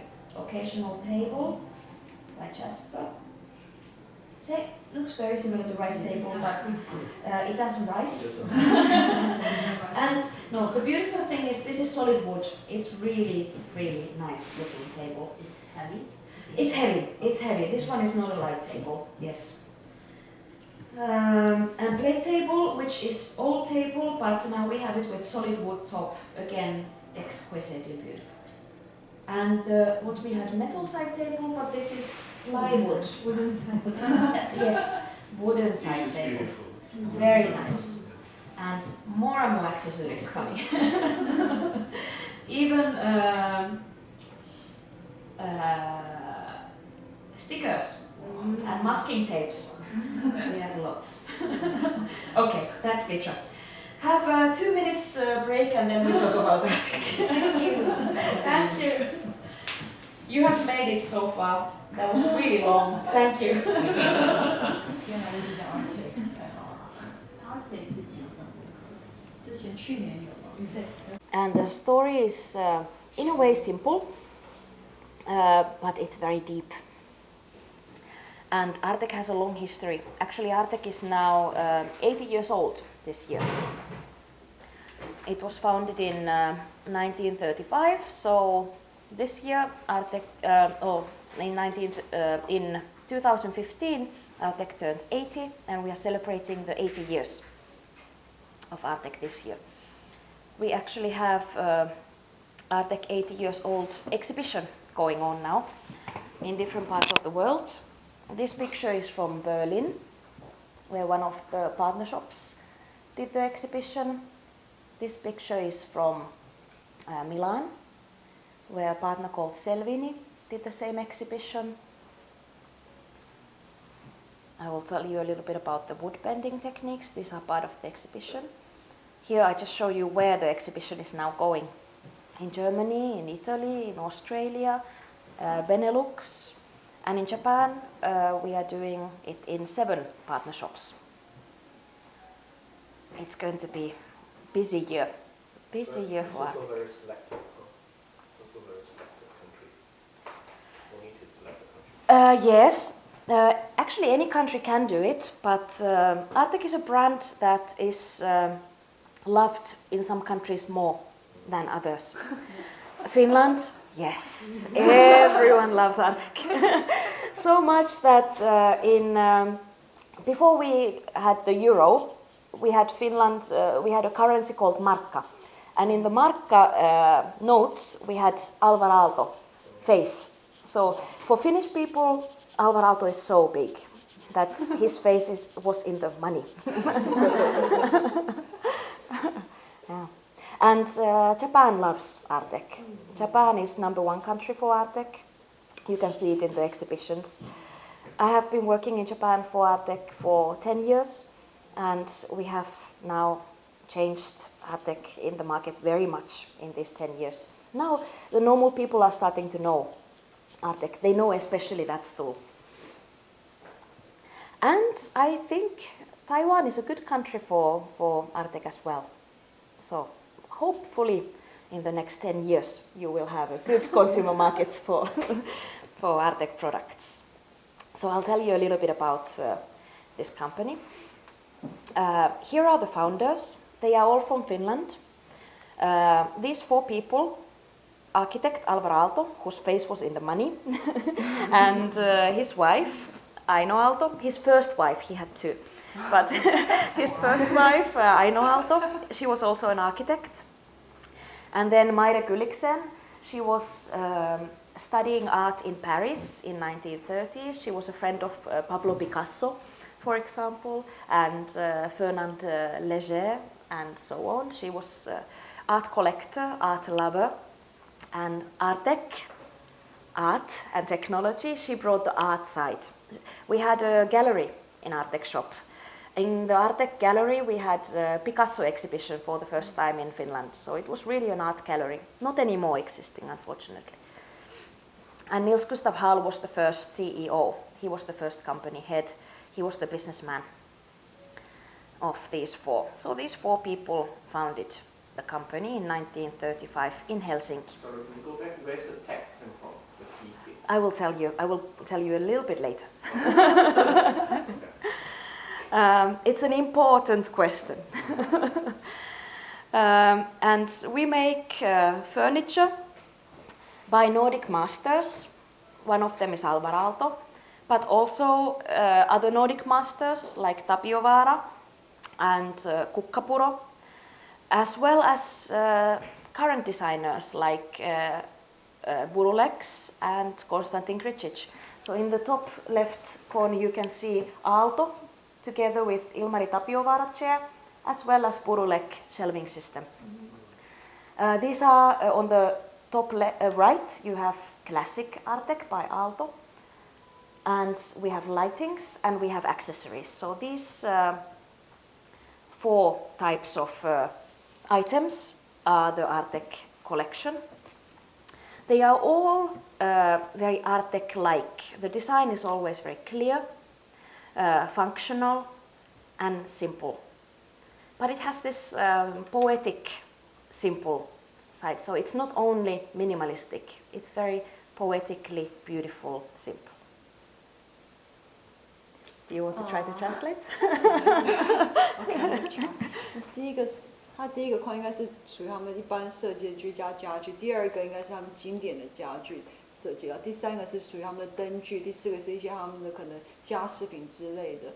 然后他们是属于可能简约，算是简约设计，但是也没有到那么极简化，他们还是有一定的美感在里面，属于那种北欧的美感。然后 Artec 的话是其实把艺术跟那个科技结合在一起的。And we say that Artec works in the intersection of design, architecture and art. These fields have always been part of the Artec activity. Design, because we produce design furniture. Architecture, because Alvar Aalto was first of all architect. So many of the furniture was born for his architecture. He created the building and then he designed the furniture for the building, and later Artec company started to produce those furniture for the consumer market. And art has been part of the Artec always, like we had the gallery, but also it's part of our marketing. Like we do lots of art-related events, like you see there. This was in Venice for the Venice Art Biennale. The whole cafe is an art piece, and actually that art piece, the cafe won the Golden Lion Prize of that Venice Biennale. So the cafe was actually the best art piece in the fair. So we take art serious. And this one picture from the left is right now in New York. We have a big Artec exhibition going on by the Bard Institute. So we continue to work with museums and artists and architects at the moment.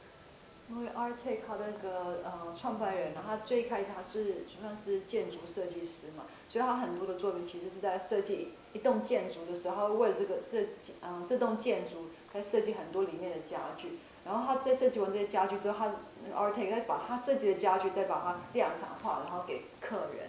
然后除了家具之外，他们也会有很多那种艺术作品。像这里面，它的咖啡里面就有很多艺术作品，他们也会贩售啊，也会就是把它融合在他们的设计之内，然后所以变成它的咖啡是本身就是一个最好的艺术作品。然后他们现在在美国有专门一个，因为他们80周年嘛，所以有一个 Artec 的家具算是展览正在进行中。Art and technology, that's Artec. Tech comes from technology. And this art and technology, these two words put together, was actually a famous word by Bauhaus designer called Walter Gropius. Anyone heard about Gropius? No, maybe not. But Gropius said that there's a unity between art and technology. And what he meant, this is the modernist philosophy. You hear the word modernist a lot.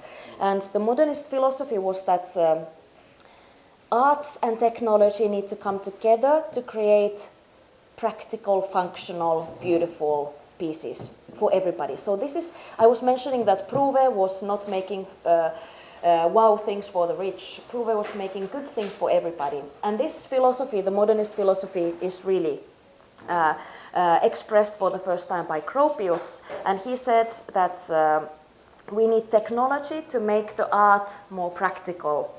But technology alone is not enough. We need art to make it more refined, more beautiful. So the combination of art and technology is the key concept of modernism, and it comes from Bauhaus. And Alvar Aalto and Aino Aalto and the other two founders, they believed so much in what Gropius was saying that they put this to their company name. So they really fully understood art and technology, the new unity, and they made the company name Artec, as we pronounce it. This is a tough one for you. 你翻到一半你要就问你。反正就是 Gropius 他认为说，那个艺术跟科技它是应该合在一起，而不是两者单独存在。好，然后他觉得单独只有科技的话是不行，就制作家具。他觉得你需要再靠艺术把它美观，把它美化。他觉得任何那些家具都是除了功能性之外，它必须要有美观，要实用。然后并不是只有成为一个艺术作品，只给那些有钱人或收藏家使用，而是要给每一个人都能够使用，并且是美化的。Artec company, I'm sure well done. Artec company strategy is so simple that these four founders made one A4 piece of paper where they wrote down the Artec strategy. And we don't say that this is now the Artec strategy in this one paper, but this still gives most of the inspiration for Artec's current work. So you can find art there, you can find technology there, you can also find a word called propaganda. Propaganda is a very negative word normally. It's usually about political propaganda, which is a message to the people, a bit hidden message. Yeah, kind of brainwashing. But they put it in the strategy because they were believing that we should not only make furniture, we should also communicate about the modernist philosophy. And this was the Artec's founders' propaganda that they wanted to deliver to the world. I'm now doing the Artec propaganda.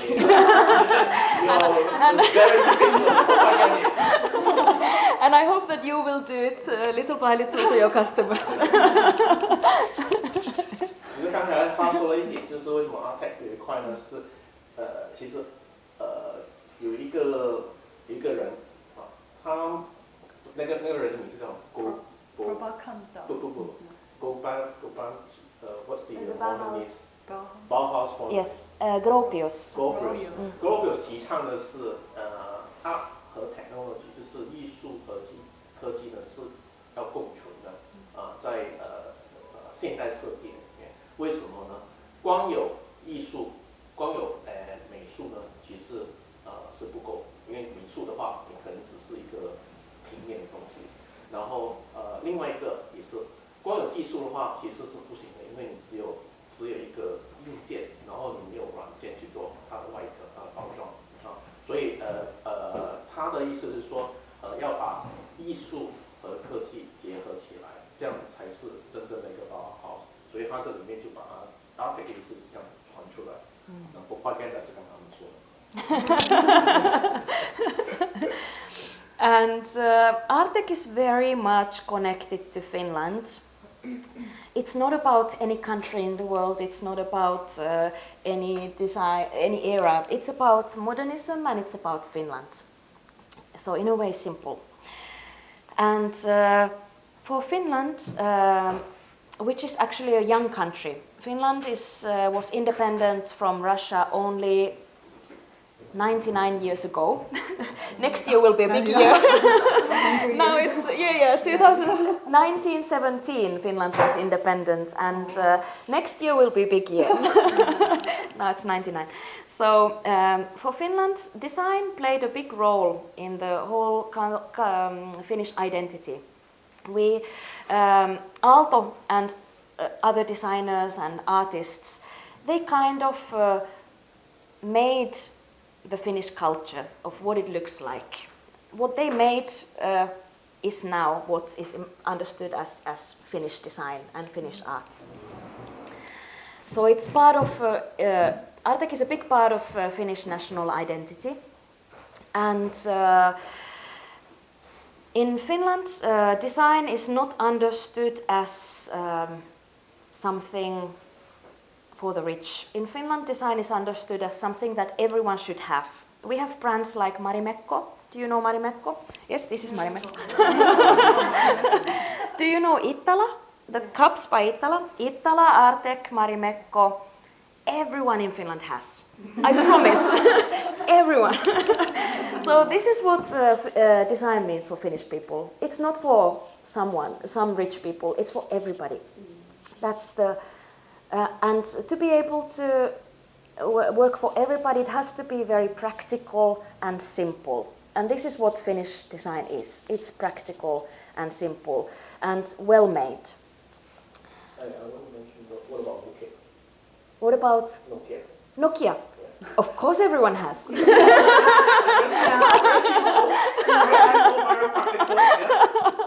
Yeah, falls into this category, yes. Well, Nokia is now part of Microsoft, and maybe not everyone now. Now we have lots of Samsung phones and iPhones, but until 10 years ago, yes, everyone has Nokia. Yeah. OK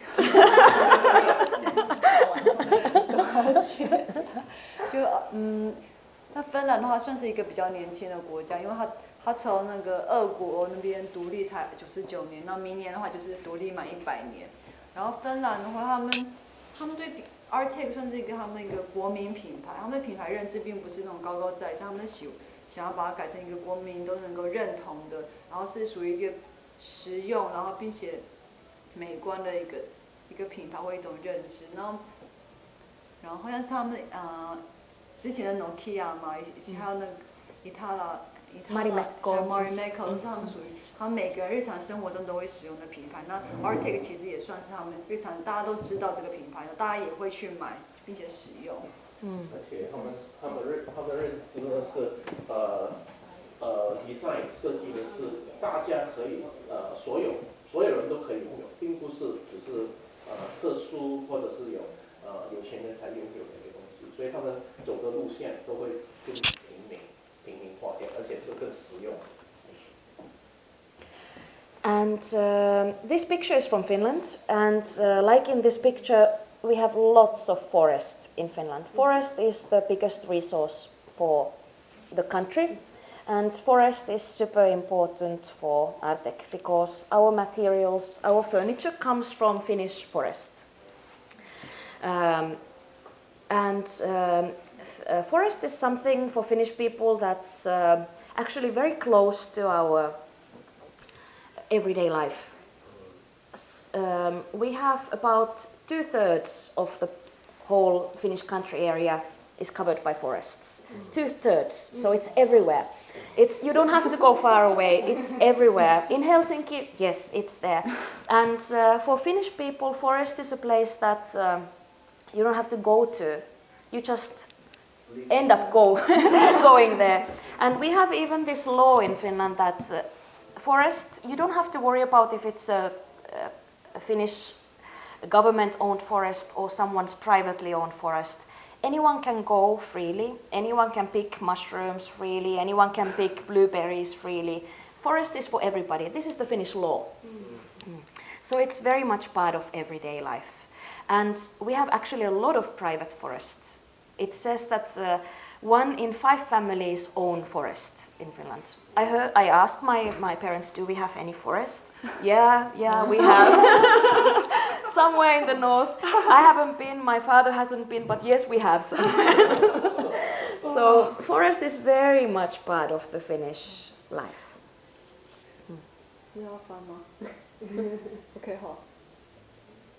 Yeah, we're so. Everyone, I think, is so okay. And for Finnish designers, forest is very important because it's the source of material. They use a lot of wood in their design, but also it's a source of inspiration for the form, for the design. So lots of Finnish designers like Aalto and Tapio Virkkala and Tapio Vaara and so many, they took the inspiration from the natural forms. So Finnish design is often quite soft. It's not straight. It's very soft forms like you see in nature.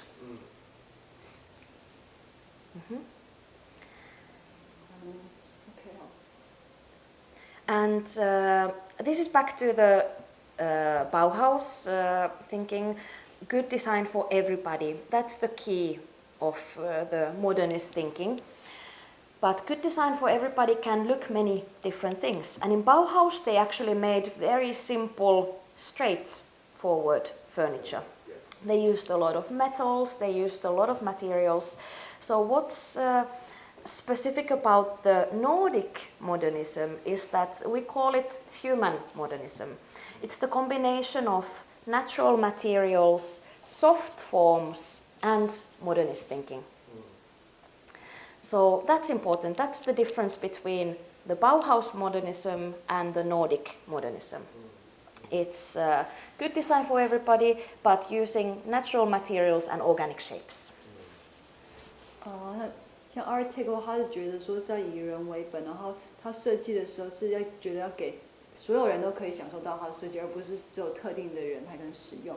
他们喜欢使用那种就是天然原始的一些资源材料，然后他们会有一些比较organic 有机的一些那种线条跟外形，不像那Bauhaus它是比较属于那种比较硬线条或者使用金属来设计。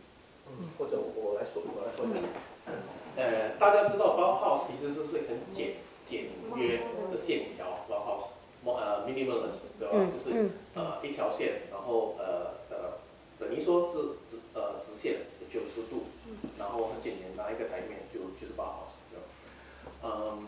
那这个不是 Nordic 的了解，他们Nordic 的了解呢是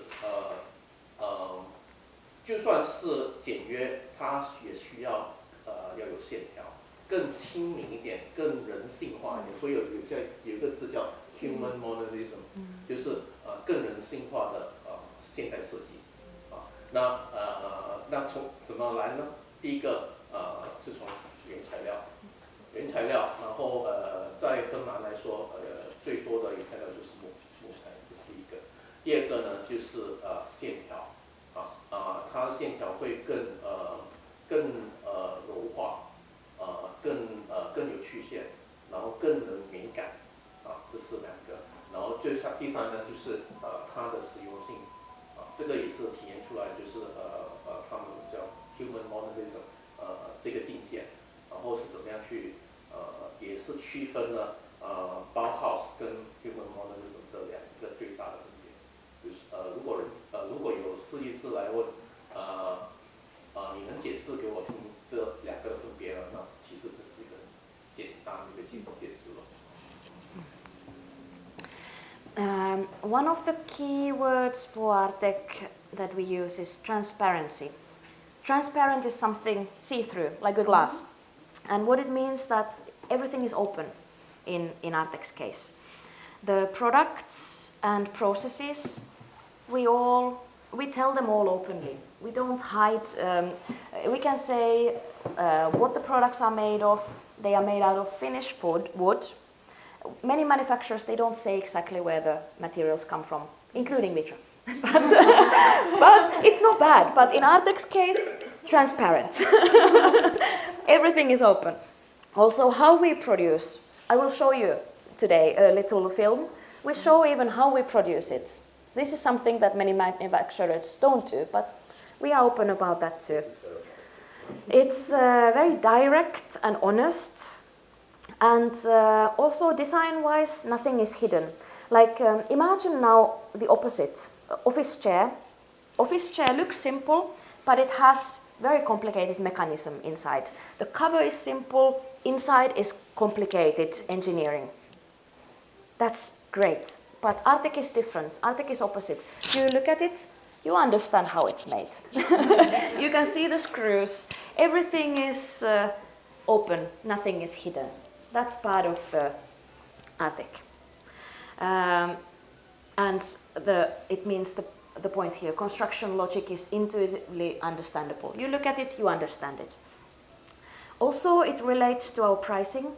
Artec prices are very fair prices. It's not cheap, but it's definitely not expensive. And the pricing is only what it is because of the material and the workmanship. So we don't put anything extra. We keep it as reasonable as possible, but using good materials and good production.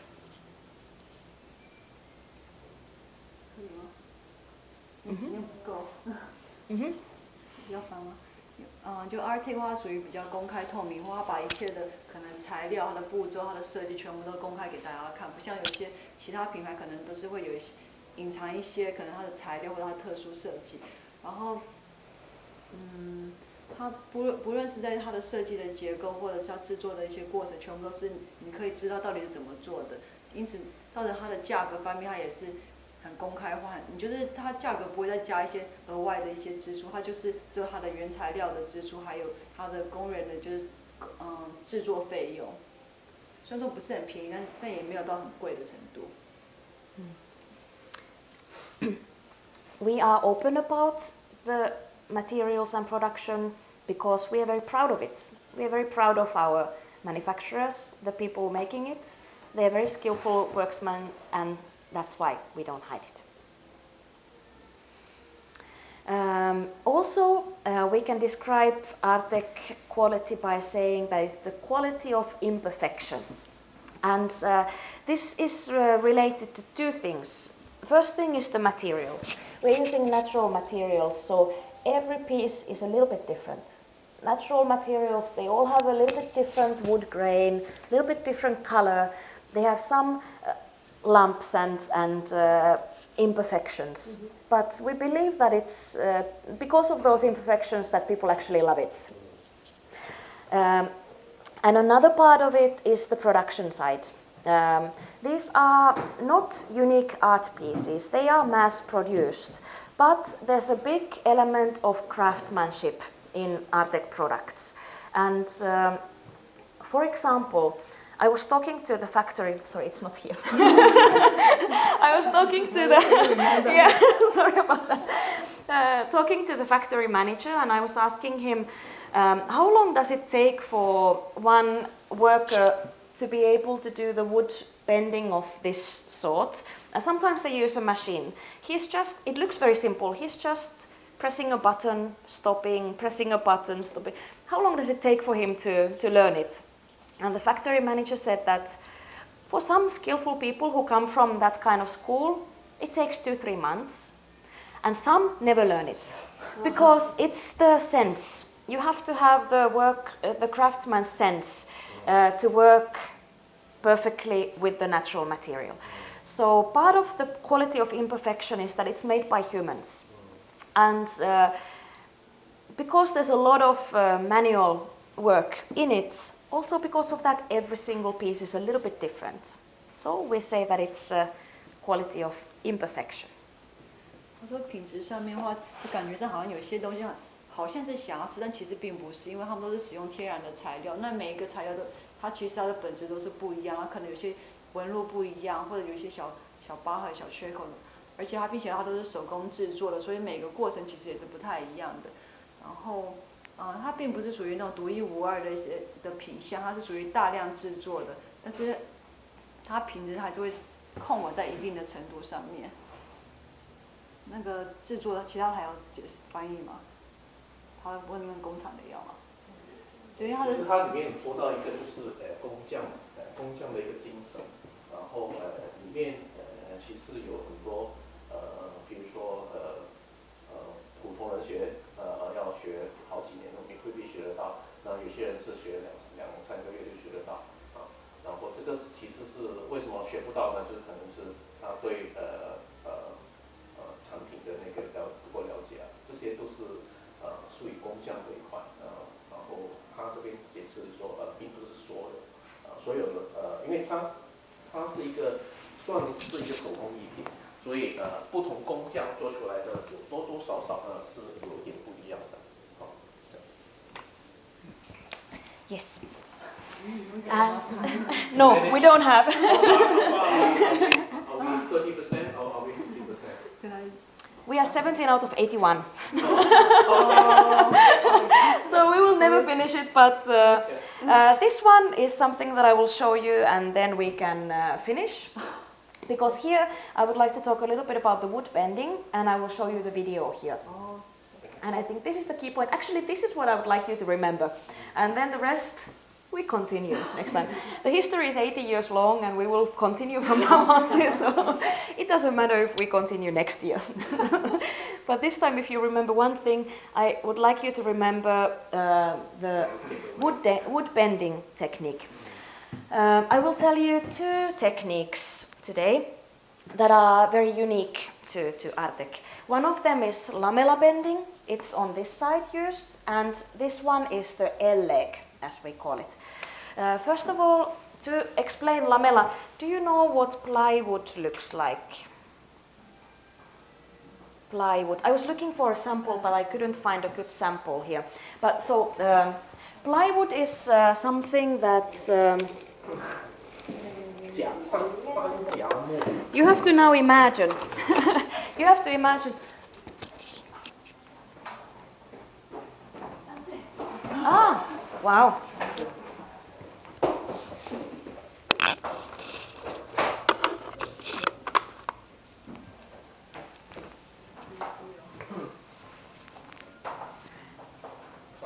Plywood is something that you make from wood. I think it's okay. I think I can explain and you can imagine. Imagine that we have wood, a log of, in Artek's case, birch wood, and you start from the birch wood and you start cutting thin layers. They are like this. You cut thin layers of wood.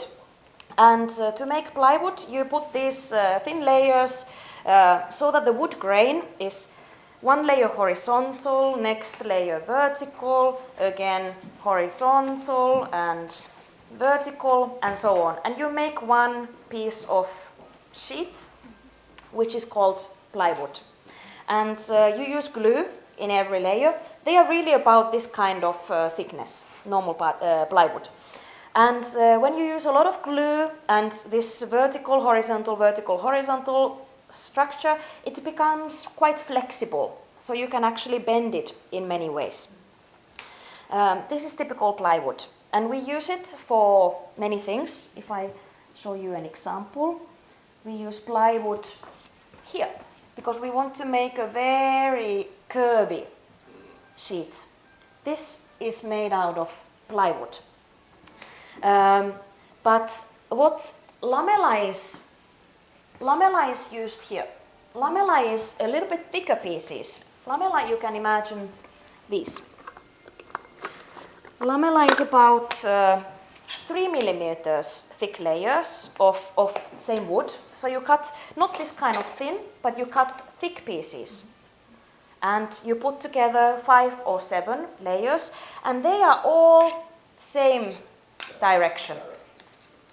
When they are all the same direction, this is not a good example because it looks stripy, but in real life you will have, it reflects light like solid wood. So it looks like solid wood, and because the layers are thicker, you don't have so much glue, so it's quite strong and sturdy. So lamella is kind of middle between plywood and solid wood.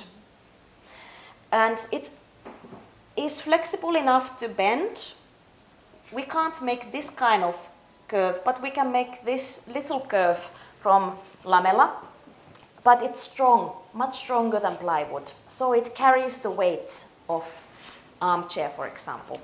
So, for example, in this tea trolley, we use lamella for this part. These are solid wood. Actually, also the 69 chair, which was the previous one, when you look at this, it doesn't look like plywood. This is also lamella. Also the backrest is lamella. So you can see it later in the shop. So that's the Artek way of using wood for this curved one. And then this one, Elleg is very different. Do you want to translate, Lamela? Was my example clear enough? 讲一下好了。就完全好了，这蛮难。那个大家先看一下那个 plywood 的板子，你们这边有 plywood 板，好，我们想象一下，我们这 plywood 的椅子嘛，例如说那个我们的那个 standard 基本款的，它不是一片，我们之前有讲过说 plywood 就是一层一层的薄木片，只有0.1公分甚至更薄，对不对？0.1或0.08。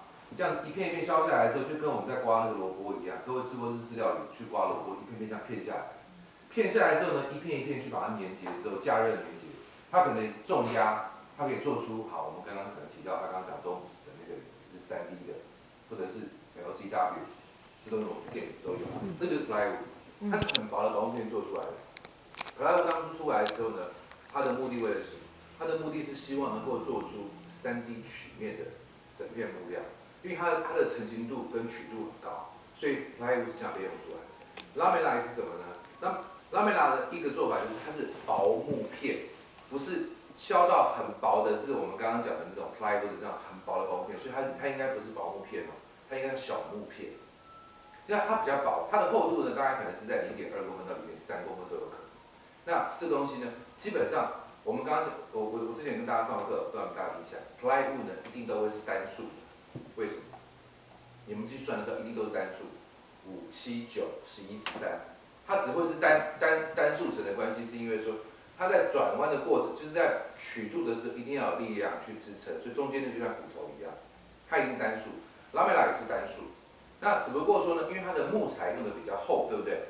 所以它能够让它的木感是不是会比 plywood 更强？木感就是木质的感觉，所以他刚刚讲。Lamela 是介于 plywood 跟实木之间的一种材料，所以它把木感增加了。但是它的目的为了什么呢？要折弯。那一般大木头是很难折弯的，所以它是为了要让木头的曲度能够被表现出来，然后让木感的感觉呢比 plywood 还要多。所以一样的道理 ，Lamela 一定是单数去表现，所以3是最多的，因为我刚刚讲到它的一个木料厚度可能就2厘米、3厘米都有可能，或者是有没有可能做到5的？有，很少，不多，但是你可以看得到，脚就有可能做到那么多。好，那这要记得，他刚刚讲的Lamela跟 plywood 最大不一样，就是说它刚好介于 plywood 跟实木中间。为什么介于它中间？对，是它的木感，还有曲度。那我问你啊 ，Lamela跟 plywood 的一个曲度，哪一个表现比较大？哪一个表现比较大？确定吗？确定。曲度的话是 plywood 没有错，比较有信心，就把它写在一起。其实这介于2个中间的东西一定要记得，因为这个是 article 里面最特别的一个材料跟它的功法。他等一下要秀给你们看。OK。Let's look at the video. And the video is now going to show you a different method, not Lamela, but this one, Elleg. And what Elleg is patented technology by Alvarado for bending solid wood. So we are not cutting the wood, we are using solid wood for most parts. Solid wood, you see this part here, you see these stripes, they only go up to here, and this part, nothing, because it's solid. Yeah, and this is different. You are familiar with this structure, I'm sure. IKEA makes this kind of looking thing, but it's totally different. It doesn't use solid wood, it's using plywood, cheap plywood, or particle board, some kind of man-made material, but this is not man-made, this is nature-made material. So you look at the bottom, untouched. But to make this curve, we use this special method, which I will show you how it's made. And this is called Elleg. And sometimes when you see the plywood legs, IKEA stools in cafe, after 2 months the legs are like that, or like that, or like that. But this one, we know that 80 years, 90 degrees, no change. Maybe 100 years, we don't know, because we have been making it for 80 years. But yeah, now I'll show you how it's done in Finland. Here we are.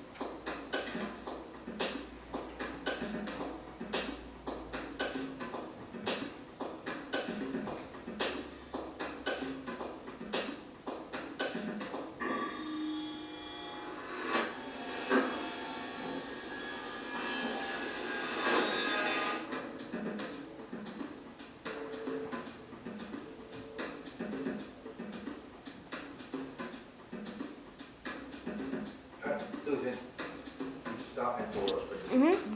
Just back forward. A little bit, yes. Where would you like? They are talking about the storage of the food because Yes. that came from the material. That is very important. Yes. A little bit. Okay, let's see where we are now. Here. Okay. Okay, yes. So first of all, before the wood comes to here, it's come from Finnish forest, and we only use wood which is 60 to 80 years old. We cannot use new wood. We want to use wood which is from big trees because that's the strongest. And you can grow birch wood quickly. You can make a birch grow quickly in about 20-30 years, but then it becomes not white like this, but you can have all kinds of irregularities. So for us it's important that it comes from natural forest. Natural forest has birch, pine, cedar, different kind of wood mixed, which means that it's darker and the wood grows slowly and very, very straight. So this is one part of this wood. It's coming from natural forest, living for 60 to 80 years. Actually, Artek was founded 80 years ago, so what we produced this year, the wood was little baby tree when Artek was founded. That's the long lifespan of the wood. 这是最大价值。就是各位记得一下，便宜的木材刚刚讲过，还有便宜的 plywood 都很烂的木头。你看他用的这样子的 birch 就是桦木，他用的桦木呢，竟然是已经是到60年到80年之间的这样子的一个成长的一个桦木。所以还有一个地方不一样，他刚刚讲到的是什么林呢？叫自然林。什么是自然林呢？各位，我先考大家一个问题。我有跟大家讲过，我们的最常用的木材，有一种木材啊，在它方圆可能是将近20公尺到30公尺之内，不可能有另外树种可以存在。有人知道是哪一种木材？有没有人在？喂，导演。有人记得我有讲过那个木材为什么它贵？而且它的木材颜色特别的绿。普通的木材，你都知道。好，葡萄木因为有植物碱。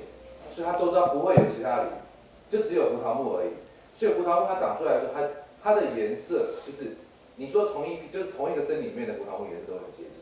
可它刚讲的是自然林，旁边还有其他不同的树种，这些植物碱是可以被交叠在一起，所以它的颜色呢，会长的颜色它不会长到太白到说白到好像真的看起来就是很白很白的那种花木。它的颜色呢很白是没有错，可是它纯度会比较高。为什么？因为它受到 balance 的结果。所以在这一片自然里面的颜色，其实我们的桦木颜色会跟 IKEA 的颜色会长得有点不太一样，我们会比较偏到比较白的漂亮一点的白色。可是呢，刚刚讲到说60年到80年才是关键，所以刚刚讲了一个开玩笑的，我觉得你们可以跟客人讲这就是 keywords。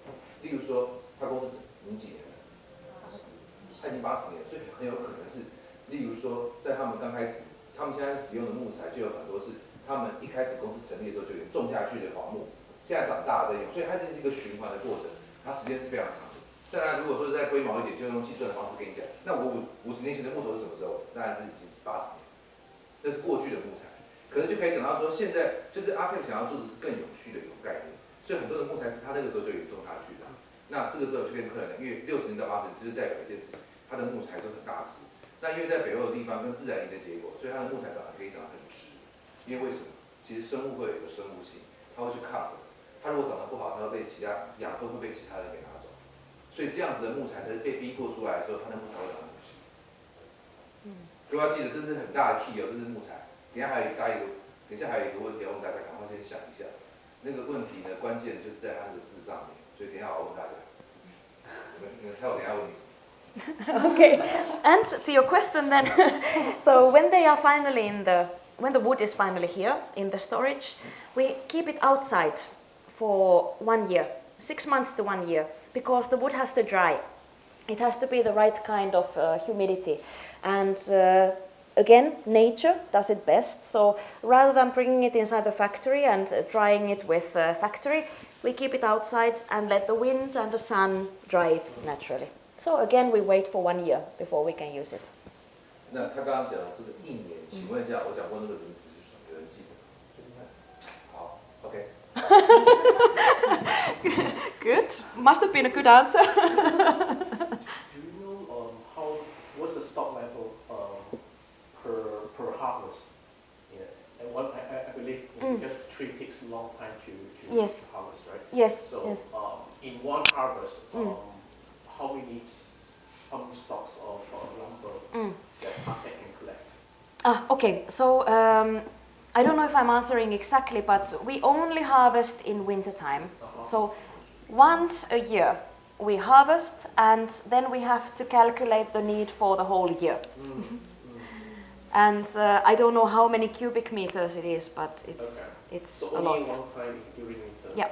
Harvesting in Finland is done only in winter. Okay. This is like the trade practice? Or Yeah.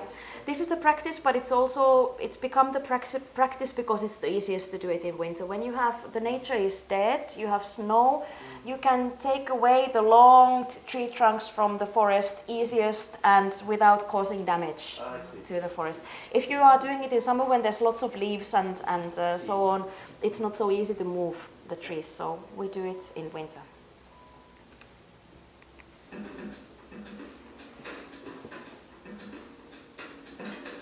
Now the making of the leg.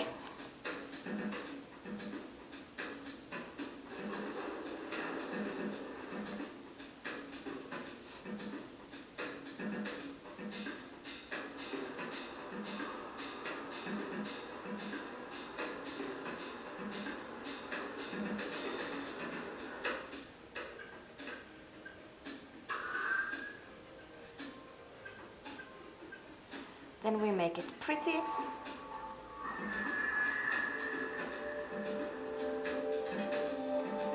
All the corners are then made soft, and there's a lot of handwork which is not shown here, but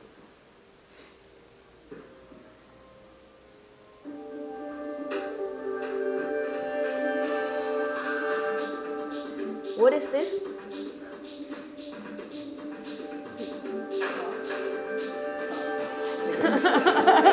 Well done.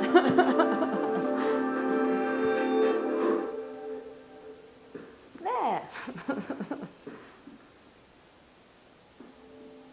Looks like pizza box.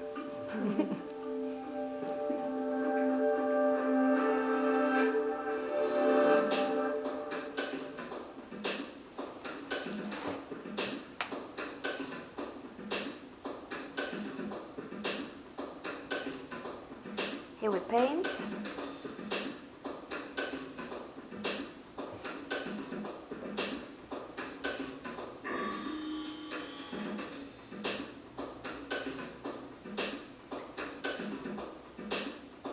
Yeah, this looks like a pizza box. So you use 10 kilograms of wood for one stool.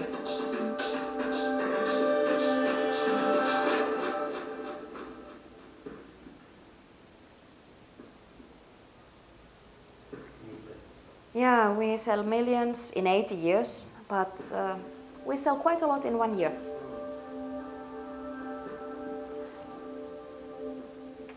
So, after you know this, how it's made and where it's coming from, do you think it's expensive?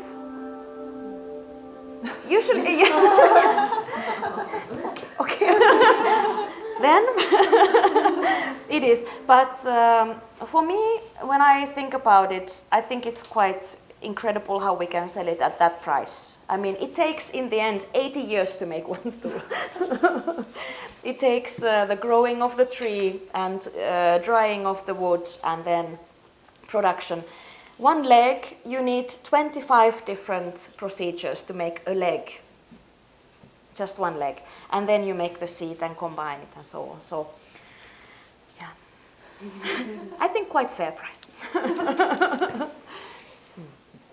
Okay, I think we will stop it there today. Thank you very much.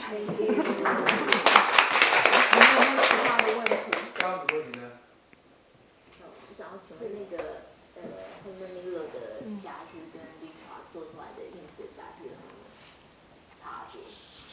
有客人在问嘛？之前有客人在问。She wants to ask what's the difference between the Herman Miller's furniture and the Eames because there are clients asking for it. Vitra EAMS and Herman Miller EAMS, what is the difference? Design is the same, but sometimes we have different colors, but usually design is the same. But production is different because Herman Miller produces in US and Asia, and Vitra produces in Europe.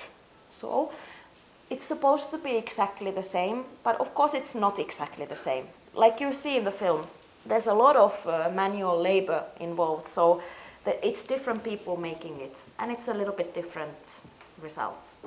It's actually the stitches, is different. Where if you, it's very difficult to explain unless you go to see how this is being made. For the same aluminum chair, plastic aluminum chair, the tension gets put apart. Vitra do it correctly so that there's no wrinkle.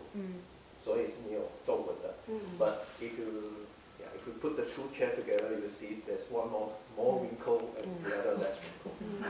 That's the tension. And also why the price from the Vitra is higher than Herman Miller, and why the quality is better than Herman Miller. This is a strategically positioned answer. Yeah. Okay. But yeah, so we never heard anyone say that Herman Miller has better quality than Vitra, but never. But the thing is that Herman Miller is the original manufacturer. We cannot say anything about that. So. 总而言之，其实有客人就真的会比较，其实 Vitra 的质感真的是比 Herman Miller 好。如果你看到很细节的地方，觉得特别是五金的处理，我觉得他们还是比较厉害的，所以它东西卖比较贵。对。Can I talk about contract? Of course you can. Stage is yours. 你知道我们在做 office 的时候，很多时其实就碰到刚才一个问题，就是有客户指名道姓说要买aluminum chair， 因为会议室里面一般来说都会用EA00那个 aluminum chair 是很经典的，然后Apple 它是要求要用 Vitra 的 AIMS， 就 Vitra 的 aluminum chair， 然后搞到呢就是说要 Herman Miller 向我们工厂去买，然后再买给他，解决方案是这样做。因为这是一个 political 的一个 answer， 然后很多事情在后面发生了，然后不过客户还是很坚持，一定要这样子，那我们是走了一圈，然后这样操作给了客户，也是一个 win-win solution， 只要客户要求我们是这样做。Yeah, that's it. That's Okay. my explanation to that. Okay. Any other questions? Can we see the product downstairs? Yes. Together? Let's see it together. Yes, it's good. Good idea. Then we can you can ask questions.